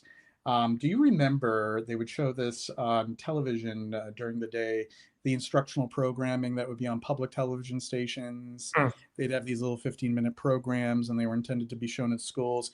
And there was this gentleman, his name was John Robbins, and he did books cover to cover. And what he would do is he would tell the story, and he would draw scenes from the story. But you never were told the full story. You were encouraged as a child to go out and read the book. Yes. So it kind of reminds me of that. A little bit different, because the book ends up being the perfume. So maybe you have you have sort of that teaser in the form of, whatever it is, whether it's ad copy or just like a little story but you're allowed to take that story somewhere else with your wearing it, and you're developing a relationship with it. I don't know. What do you think about that? Yeah, no, I like the way you put it, and I like, in a way, that's what some people say about good art generally too, is that like a good a good painting, a good sculpture, a good film it's asking you to in some way participate in it, as well. Like, you're not just being kind of given a thing to react to, you're actually kind of invited in as well. And I definitely agree with that. And some brands are good at doing that. And I think it's a tough balance, right? Because I think some people who wear perfume, they have a different, I think their expectations about what they want to be told and how much they want to be told and how much they want to bring to it might be a little different. And then some people do kind of want to buy into a story and some don't. Or Right. I mean, there's a good example. There was some perfume that Fragrantica put online, and I can't for the life of me remember it now, but I had to laugh because somebody complained about they had this really long ad copy and it was really pretentious. I mean, I loved the presentation. The notes sounded cool. I even said, this Yeah. sounds like a great perfume, but the ad copy was ridiculous. It was like kind of Oh God. writing this portrait of a Parisienne who was Parisian. It's always a Parisian because that's so relatable, right? Yes, of course. Who is like walking into a bookstore and he's like slowly, like turning a leaf in a page, and and it was this very like kind of like it was so specific, but not really. It sounded like, okay, it's a guy It in sounded Paris. like, you know what it sounded like ChatGPT. It could have been, but it could have been, right? You could have said, ChatGPT, describe a pretentious Parisian who's, who's in a bookstore, and they could have, I'm sure it could have, written this out. But so it really didn't tell you anything. It set a stage, right? It set a stage for the perfume, but it wasn't a very compelling stage, so it didn't really, yeah. But I was thinking, there are cases though, excuse me, where I feel like we are given just enough info and we're kind of led in. I was just the other day I was thinking about, who does that sometimes in a good way. I think who does that is like Etat Libre d'Orange will do that. Yes. Well, yeah. Yeah, There is some sort of, and it's exactly that. It's sort of like, here we're going to tease you, especially with right, something that could be provocative or irreverent, but we're not going to just right. spell it out for you. Yeah, We're gonna let you take this somewhere else, and that's your own business wherever you take. right. Yeah, I like that. I like that. I've always liked that about the brand. Yeah, Are they always on the mark? Sometimes not right, so much, but for the most part, I find that to be a fascinating kind of approach, right, and it is that kind of approach where it isn't so granular that you feel like you're being set up to have such a profound experience with the perfume, or you feel like you don't know where they're going with this, it almost like distracts you too much from the perfume. right. I remember there was this one indie perfumer. I'm not going to mention names because I want to respect people, but it had something to do with them having, oh God, I don't remember exactly, but it was so graphic, like some sort of injury or illness that they had, and some parts Mhm. of the perfume represented, the smell of the bandage and the and the iodine and the dried blood, and I just found it to be just kind of like a little too macabre, Mm, for my liking. And when it gets to be that way, it's like, mm. you want it to, you don't want to be taking people to that kind of place with a perfume. I mean, Another, I guess, I was thinking, look, Seclisi Magnifique almost goes there, but they still mhm. can't leave it open ended. But his was so literal. It's like, ew. Another thing that can happen sometimes, which I've been, I am sort of a little turned off by sometimes, is how you get a case too where it's like a perfume profile and its description almost is sort of like this chart of symbols or like a dream meaning, like what are those little books you used to get about like how to interpret your dreams, where it's like, Right. okay, this chamomile equals that, like this chamomile equals like the bitter tears that I cried, and this carrot seed equals like my unrequited sexual feelings, and this, like I don't it's want to so know about the perfumer's unrequited sexual right. feelings. It's such a weird kind of like, how could it, first of all, it's really prescriptive. Like, I'm telling you exactly how to interpret this damn fragrance. God, which I find, it's like, don't tell me how to interpret something. That's a little weird. I And also, can't get off of this. Like, I have to find it. I'm not going to mention who. I have to, though, because I have to read it. Because when you read this, it's like, oh my God, like, you totally ruined any opportunity for me to enjoy your perfume because it's just so Mm. Gruesome. I have to look for it though. I'm not going to mention the perfume or the name. You guys out there can try to Google search whatever I've read and figure it out for yourself. But my goodness, I'm going to read it though. This is what I'm talking about. All right. When I was 23, I walked the 600-mile long, 5,000-year-old route we now call the Camino de Santiago de Compostela. So on and so forth. I'm going to fast forward because I'm not going to read the whole thing. Oh, I'd shattered bones all over both feet, caught a wicked blood poisoning that turned abrasions into infections all over my body, and withered to a weight I'd not been in since middle school. Buen Camino. Oops, I mentioned the name. Oops. Gathers sense from the last stretch of Camino when my health was at its all-time worst. Here are the stiff bandage wraps that held together my shattered feet, the antiseptics a kindly old nun used to clean out my infections, and the bundle of dried Iberian lavender and immortelle she gave me to inhale for relaxation as she conducted that painful makeshift surgery. And that's pretty much the extent of how bad it is. I'm not going to read the entire thing, but that's where it's like, Very specific. it's very specific. And it's like, Very specific. I don't know. To me, that becomes more an object, an art object, a perfume. If you are representing these things in a fragrant creation, it's almost like an art object where and that's fine. But to me, it's, if I'm considering wearing something for the sheer joy and the pleasure, it's like what we were talking about the other night, John, where it's like something could be so fascinating and you could smell it, Right. but do you really want to have that kind of, do you really want to live in it, you know?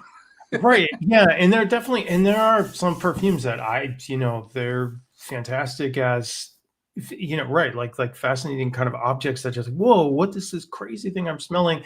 Would I wear it? Probably no. Right. But yeah, there are definitely some. Yeah. I absolutely hear you on that. So Speaking yeah, of there's, oh which, yes, please. not to like steer too far in the No, direction. let's.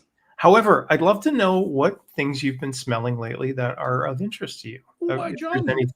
Yeah. I'd be delighted to, since that would be a perfect way to round off this live stream for the Yeah, last 15 minutes. Why don't we get started absolutely. with that? Yeah. So first off, I'm going Yeah. to, one of my selections is one that you turned me on to, and Oh, it okay. is Yeah. likely to be one of my favorite releases of the year, which I All right. probably only have 4 or 5 Okay. for the year, and that is Filtre from Ah, Hiram yes. Green. Very Wow. nice. Yeah, I know, right? Right? And you know how much I love Carnation. It is I one know. of my absolute favorites in perfume. Yeah. And when I wrote about this, I mentioned that this is what I expected Caron's Poivre to be, but it Mm. ended up not being. Hmm. Very In interesting reference too, because that's an like Yeah, poivre is like that's an old kind yes, of not often smelled thing, you know. right. And when I smelled it, I was like, is that all there is? Is that why it's Yeah. so highly coveted? Yeah. Actually, I'm much more fond of Belogia from Caron. But Yeah. this is not, Belogia is a different carnation from this. Yeah. I am just so impressed for somebody who is primarily a natural perfumer, or Right. if not 100%. Hmm. I have no gripes about any kind of, the way it develops, and no muddiness, no Right. blurriness. Right. Really, just I'm very impressed with his art, with his work, and I'm Yeah. coming to him very late. Actually, I think I was a bit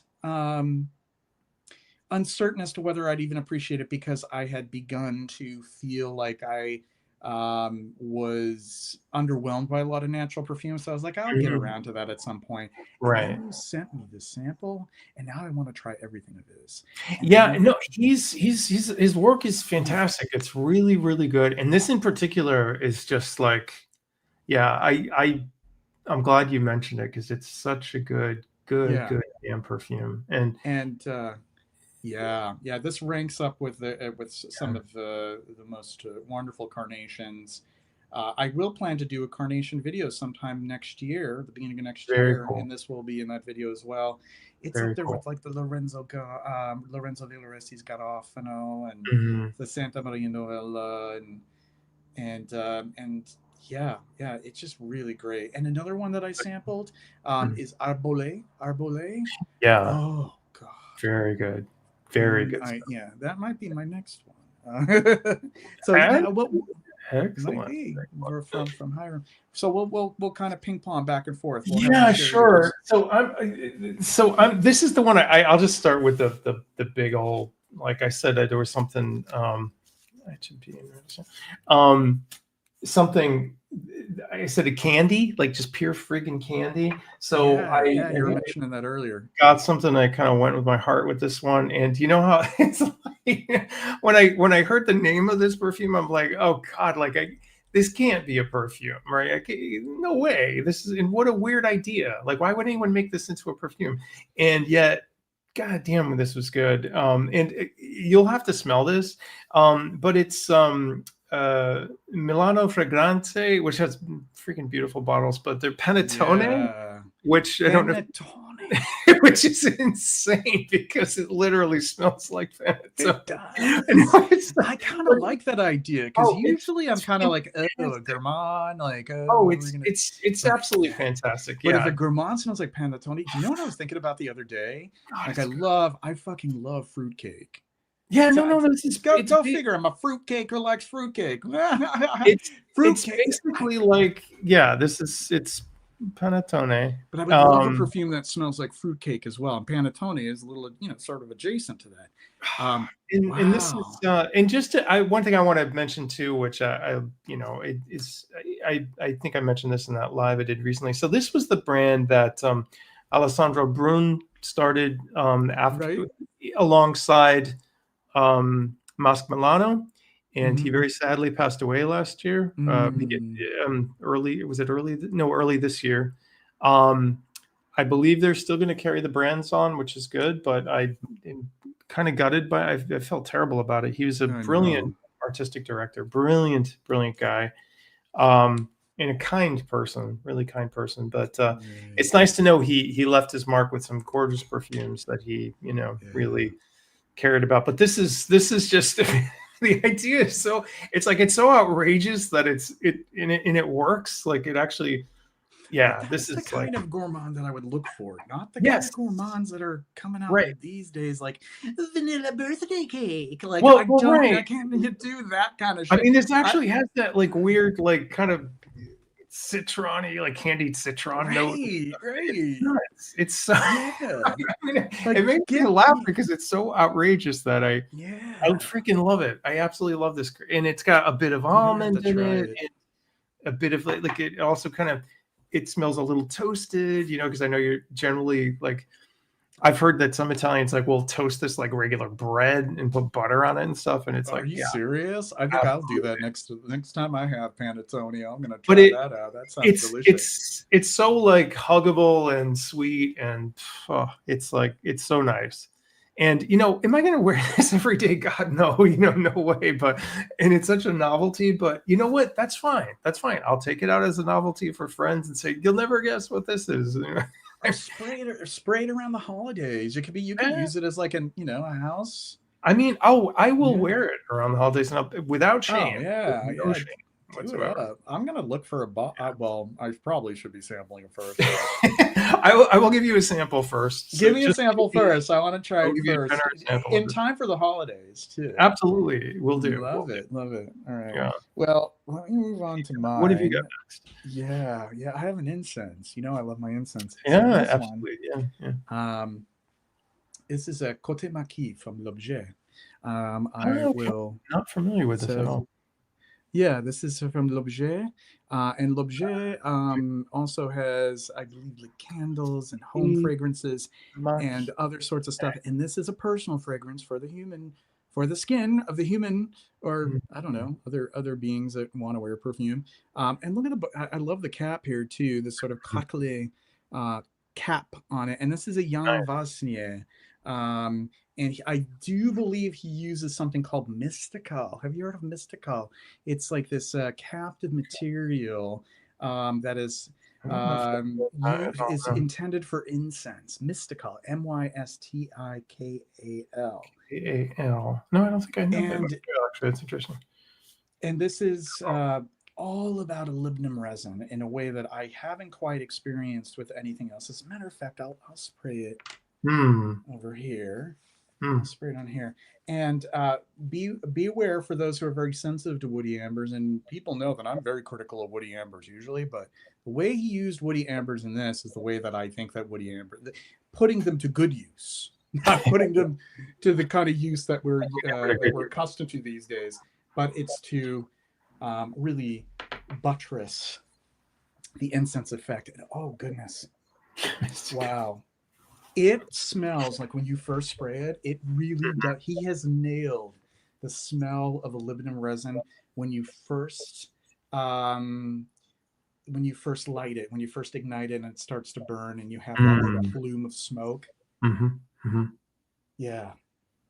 And what other, like, are there other flourishes to it, other little notes or something like that? I'm just curious. It isn't just frankincense. Sure. There is a certain sort of saline quality to it as well. Oh, that's pretty cool. Which I think actually adds to that feeling of incense, interestingly enough, as well. Right. And he uses like this little bit of like ozonic elements, like these, to kind of create that expansive effect that you get from incense. Yeah. And then in the base, it's like he uses some cashmere wood, cashmeran, in a very tasteful manner. I know some people are sensitive to cashmeran, but I'm telling you, it really works here. It sounds really nice. And there is the usage of this labdanum extraction, a fractional distillation of labdanum, which is called, can I remember what it's called right now? You'll know it, John. I'm having a mental block, but the one that does smell very incensey. Oh, God, what is it called? Goodness gracious. Yeah, I'm not sure if I know which one you mean. I could swear he uses it here. I can't guarantee that he does, but hydrocarbo resin. Resin. Yeah, he uses it, but he doesn't rely on it, too heavily. But it's there just to add to it. And there's a bit of that musty quality to it as well, like a musty wooden church. Really beautiful, beautiful stuff. I discovered that recently. Yeah, that sounds gorgeous. Yeah. Côté maquis for l'objet. I'll type that in here. I'm not going to be able to use it. Côté maquis l'objet. And there you go. All right, back to you, John. Oh goodness. Okay, what do I got here? So I got a couple of things here. So I'm also writing an interesting. Well, I assume it's going to be interesting. I've been writing a bit about sort of difficult perfumes. Well, I'll get to that in a minute. Hold on. No. I'm just still reeling over how cool this one is. Oh, nice. Yeah. It ranks up there with like Avignon, with and Mortel, but it's its own kind of feel. Yeah. Oh, sorry. Go ahead. Go back. No, you're fine. You're fine. Actually, and I need to actually check on 22, up to 23. Thank you very much. Let's try to aim for at least 30 by the end of the live stream here. Let's try to get to 30. Yeah, I wanted to check on. There was a note on this one thing that I wanted to check on, but I've been doing some research, smelling and on what I would consider sort of like difficult perfumes, or perfumes that I love but have some difficult notes in them. And so one that I've been smelling and loving is from Parfum d'Empire, which is Asiade. Oh, and I wore that the other day. That one is. Oh, did you? Yeah. Yeah, and this one here. Sorry, let me give this. So I'm a big Parfum d'Empire fan. Yeah, this was a early brand love for me, and they do, even the perfumes that they've made that I don't love are still interesting. Which is, there's not a lot of brands like that where everything I've smelled by them is still interesting, you know. But this one is a good example where it's not the easiest to wear in the world because he's got a couple of strange things going on. Um, Mostly, It's very sweaty, like yeah, sweaty. extraordinarily sweaty. Like at first you spray it and you're like, oh, how pleasant. This is like a plum date kind of a, you know, Yeah. it's pretty, it's beautiful. And then all of a sudden it's like, damn, there's like this cumin, like, you know, like this very cuminy, sweaty, spicy, oily, spicy note in here. Yes, thank you very much. You spell tomato. It's very much that way. And then all of a sudden, out of nowhere, there's like, this like extremely animalic note, which I tell you, it's like a push and pull with me. Like on one hand, I find it almost repellent, and then at the same time, it's absolutely like it pulls me in, and it's fascinating. And oh wow, is it a powerful? Oh man, I can't even really quite describe it, but it sort of reminds me. I have a very distant memory when I was in college. I took a crazy trip to Spain with a friend of mine, and she and I said, at kind of at the last minute, we said, let's do something a little bit nuts. Let's go to Morocco. Let's take the boat and go to Morocco, and we did. And it was nuts, and we really like we probably were being foolish and naive, and like it was hard traveling. Like Morocco is not an easy country to travel in. It's beautiful, but wow, you got to be prepared.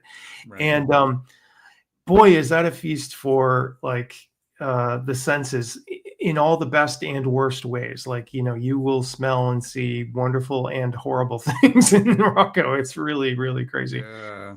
Yeah, but this reminds me of things from a la Maroc, basically. Yeah.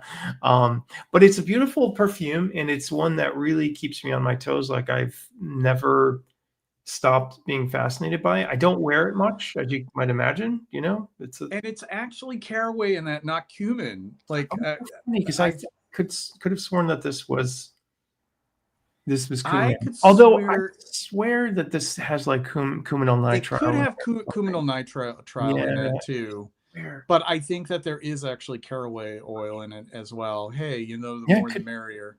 It could be. Yeah. I mean, we could also, you know, I could also just go to the website and see what Marc-Antoine Corticchiato lists. It could be just, you know, I'm convinced that it's caraway, but it's not. I'm going to look at that right now. Yeah, I'm curious. Yeah, I am curious because this is what's great. I have access to the internet. It's at my fingertips right now. All right, I'm going to accept these cookies. I'll accept those cookies to get to the information. All right, our perfumes. Let's look. Let's see. We'll get it from the website itself. Oh, of course. Yeah. All divided into different themes. So okay, I found it. And what is the breakdown? Let's see. What does he say, or what did they say? I'm trying to click. What a perfume! Wow. Ingredients. That's just the ingredients. What about so a fruity, spice-laden Oriental Asiate opens with a splash of pomegranate juice before yielding to candy date, prune and orange notes. Cornucopia of aphrodisiac spices draws us. Oh, they want to leave. Oh, they don't mention. So wow. Interesting. They're just like a cornucopia of aphrodisiac spices. Okay, draw us into a sensuous feast. There you go. And you know what I say about sensuous feast. You got to come with an appetite, all right? Okay. So it could be both. It could be both. But it's brilliant stuff. Great choice. Yeah, it's great. Now, please take us on another journey. So I'll tell you about caraway smelling like human. Like, so caraway, they're both in biofers, but if you smell them side by side, they definitely have different scent profiles. Oh, yeah. I remember a certain, I've mentioned this actually before in a previous live stream, so forgive me for those who already heard the story. There was a certain content creator who said that they basically smell the same. Well, they don't. They're not one and the same at all. One has like you got to think that there is an isomer of carvone in it. So there's this weird kind of like inverse of spearmint and caraway. So it kind of smells like minty without the mint. and it smells, and also you have that immediate association with bread, because caraway is often used to season bread or even to season soups or meats. So you have this very savory quality to caraway. Now, cumin does have some savoriness to it as well. I think we can agree to that. But cumin is really the one that has that kind of impression of like perspiration and human bo, and but it also does have those kind of like camphorous and spicy aspects to it as well. So yeah, I just had to get on my soapbox about making the No, distinction. it's fine. It's fine. Yeah, they're very different. Yeah, they are. Yeah, yeah. There's some, they're closely related, but yeah, make no mistake, they're not interchangeable at all. It's like, you were talking about earlier, John. You could replace one thing for another, it would change Right. things. Yeah, If you you were to cannot. take the cumin out and replace the caraway, you have a completely different experience. But I would Absolutely. say my educated guess in Asiade is it utilizes both cumin and caraway. So I think so. wonderful choice, wonderful choice. Next one in line it's Calice, from Calice Becker. It's not a new one; it's been around for a while. Mhm. From Essential Parfums is this is Thé Okay. Musk. Thé Musk. Oh, Yeah, very cool. Okay, this which is I have not smelled. so this there. I love the duality of clean and somewhat not clean in this, but it isn't to the extent of like Kiehl's musk. Hmm. It just reaches that precipice. It teases you. It teases you. And there's a certain sweetness, but not a sugary sweetness. Hmm. There's something aromatic and almost lavender like in it, but it's not lavender. Hmm. Um, it just sort of teases all of these sort of like ideas of what a clean musk is without actually just literally being that. And I find it to be really compelling in its sort of its simplicity, if you Mm. know what I mean. Yeah, yeah, yeah. There is like even like what Khalees Becker uses is like a little bit of beeswax in it as well, which lends that is the that's where that current of animalic that's here, it's Hmm. in sort of an unconventional, coming from an unconventional place, being the beeswax. But this is not like a really animalic scent. I have to stress, it sort of teases it. It's sort of Yeah. like and it just smells so nostalgic to me because it smells like fresh laundry. It's interesting that there'd be beeswax. I mean, beeswax is such a. I mean, I think it's a beautiful note, but it's also very warm. But it's also, I always think of like cool. That sounds like a cool musk, but I don't know. It sounds like they're different temperature, different temperature Yeah, there's like going on there.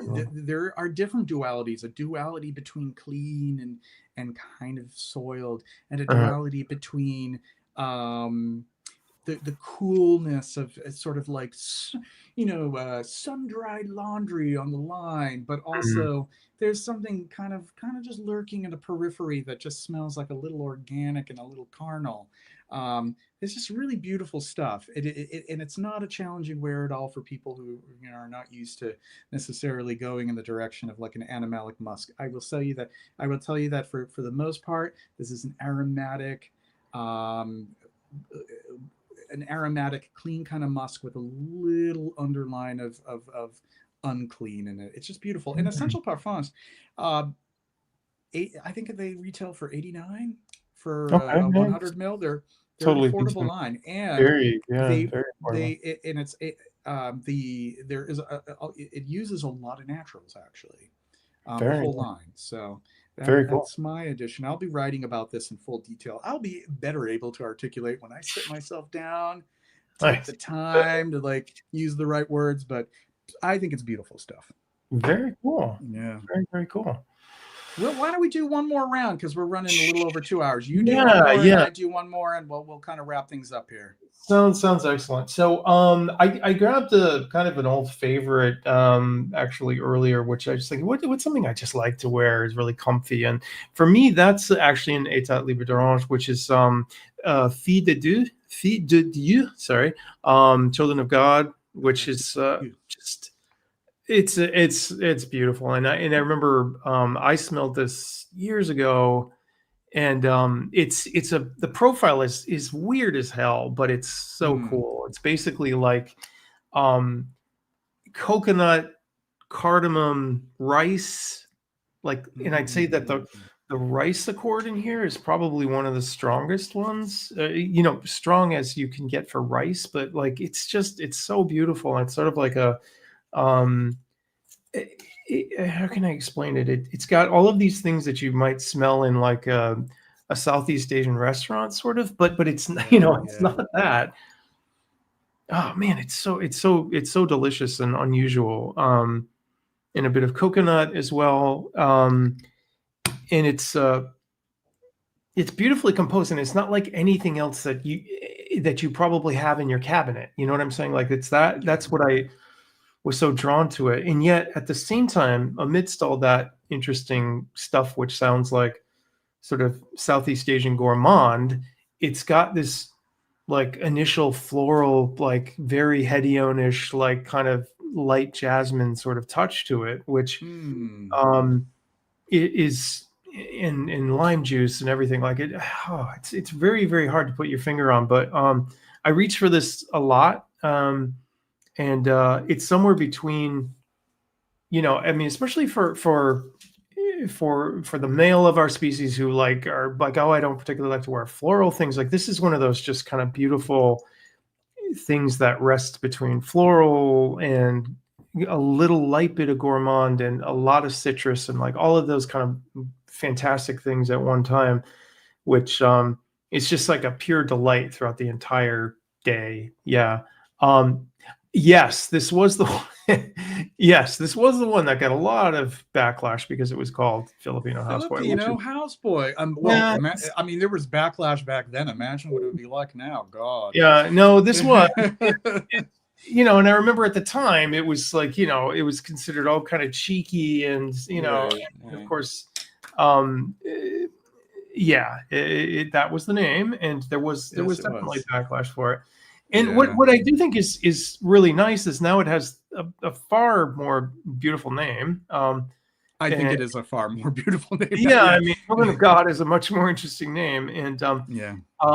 but the perfume is a just absolutely, it's a fantastic, it's one of, and actually what I find funny is like what about Eldo, which is great, is that they sometimes just make beautiful perfumes, like They some of, do. for all the outrageous perfumes they make, they sometimes just make beautiful perfumes, Oh, and for this is one sure. of For those sure. beautiful Yeah. perfumes. Yeah. I recall in that one there was sort of like a little sliver of shiso in the top note as well. Yeah, yeah, no, definitely. There's a Yeah, yeah. minty quality, but it's that shiso-y, like what is it that shiso has, that sort of almost like a horseradishy kind of Yeah, because of that mint. Yeah, parallelaldehyde, which is unique to shiso, yeah. that has that kind of like it's almost like it almost feels minty, but not quite. But it also Mhm. has kind of like that Yeah.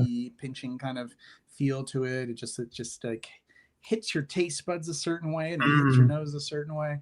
I love that Absolutely. beautiful smell of shiso, and also for those, Yeah, from what agreed. I recall, like I had a sample of, I found it quite nice.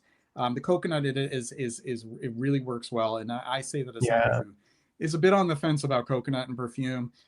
So for those who might be a little bit hesitant with coconut, it works wonderfully in that one, Good. as far as I recall. It Yeah, does. Yeah. very But nice. Okay, yeah. so I have my last one, Yes, please. and this is super. This is a super obscure kind of thing, and it actually right now actually is only sold, as far as I can tell, here Mhm. in North America. I don't even know where it's sold in the. I imagine if this is made in Paris, it's being sold somewhere in Europe, or in France, and it's Mm. from La Boissière Parfums, Paris, and Yeah. the only place that is selling this line in the entire North America, Yeah. it's in I think it's outside of California. It's called Hampton. I'll have to refresh my memory. I'm looking it up right now. I'm really building this up, the suspense. Yeah, everyone's Um, be like, "Where is it? Where am I gonna get yeah, it?" yeah. Um, okay, La Boissière at Hampton Court Essential Luxuries. Check it out. They have a lot of these like very old timey kind of classical kind of lines. Like they have your God, this is me after a long day. Oh, do I'll they just still like like old lilac perfumes and things like that? Yes, Yeah, lilac okay. and violet and carnation, all that stuff that I go Nice. crazy over there. So I'm just looking at some of the brands they carry: Molinard, Okay, Rancé, cool. Roger Gallet. Nice. Yeah, there's a few of some of the other ones. Fragonard. So this is La Yeah. Boissière, and this is La Boissière Narcisse. Look at this little Oh, cool. bottle. Look at this Oh, little cute sweet. little thing here. It's Very a sweet little nostalgic. thing, Yeah, eau de toilette. Very no frills, but a pretty little but bottle. And but very this cute. is Yeah. a very What is this one? nice. It is a Narcisse via amber, and Nice, there's nice. so much mystery behind La Boissière, but it's almost sort of like it's magical that these smell like they've been transported from God knows how long ago, and they're still being made. I also have a carnation that is excellent, and it will What's it rank called again? amongst. Narcisse? Just This is Narcisse? yes, Narcisse from Okay. La Boissière, Yeah, and they have our atomizers as well, but I think it's quite attractive with this little cap here, that's and cute. yeah, it smells like it could be a narcissus sort of centered amber fragrance, very resinous in the dry down. It smells like it's something that could have been released in like the 1920s or Oh, nice. 30s. Just beautiful, beautiful Yeah, there stuff. was that time when there was a lot of Narcissus perfumes out, right? Yeah, I yeah. love Narcissus I and love those, like the oil. narcissus and that whole, the whole list of them, like you have the heliotrope and the violet and the Yeah, carnation and the yeah. mimosa and but yeah, this is really neat stuff. I also purchased the carnation, which is great. The label's a little wonky. You'll see that at some point when I share it. It's kind of like it looks like it was hand cut. It was like we're gonna add some edges to this to make it look like the old label. It's almost like they ran out of the old label and they tried to match what it looked like, but the little edges in the octagon are all kind of uneven. It's kind of charming, but yeah, this one is That's cute. Narcisse from La Boissière. Very nice. Mysterious. Very little is known about it. Very little is available online, but I don't know. Interesting. Maybe it came from another planet. I don't know, but Very it cool. smells like it was made 80, 90 years ago. So very, Wow, very that's cool cool. stuff. So Cool. well, there Very you cool. have it. There you have it. Why Yeah. don't I gear up the theme music? I wish that I just had this starting automatically. Here we go. Oh no, that's not Can you the. automate? Is that like I, is that I'd a have thing to, one I'd can do? have to do an upgrade even from this, and this already Yeah. costs a lot of money Yeah. to do Yeah. I hate StreamYard. it right Yeah, now. That's all right. StreamYard can be expensive with the premium. So this Yeah. is a All really right. great chat. Thank you for Yeah, coming it's back.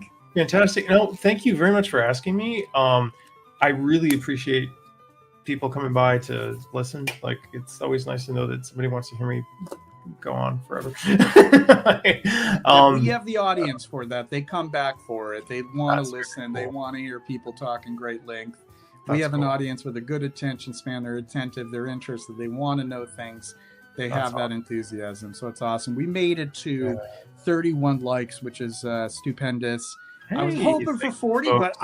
I will Hey, accept I am reaching the happy. goal I am of happy. 31. So, but That's I'd awesome. love to have you back again sometime. Yeah, I'd love to That'd be come back. No, wonderful. thank you so much. And as always, great talking with you. Thank you for the totally engaging chat. Thank you for your audience. And yeah, this was really And be pleasure. sure to look at the description. We have the website for January Synth Project. When can people expect to have the relaunch ready? The new launch. Give me 3 to 4 weeks, and it'll be ready. And look for it on the site and also at Perfumology in Philly. Excellent. Yeah. Yeah, you heard it here. And be sure to check out Northern Flicker. Yeah. And just such beautiful stuff with that Pine Absolute, among other things. Oh, Wonderful stuff. I Always a appreciate pleasure. And you have some of the best aesthetic of any perfume brand. I know I I've said this Thank you so before. much. Absolutely I appreciate it. love it. Thank All right, you. folks, we're going to be coming back here on the channel. I will likely have a new video next week, and then we'll be back for Effluvium again in about 2 weeks. And until then, take care now. All right, bye-bye. Bye-bye.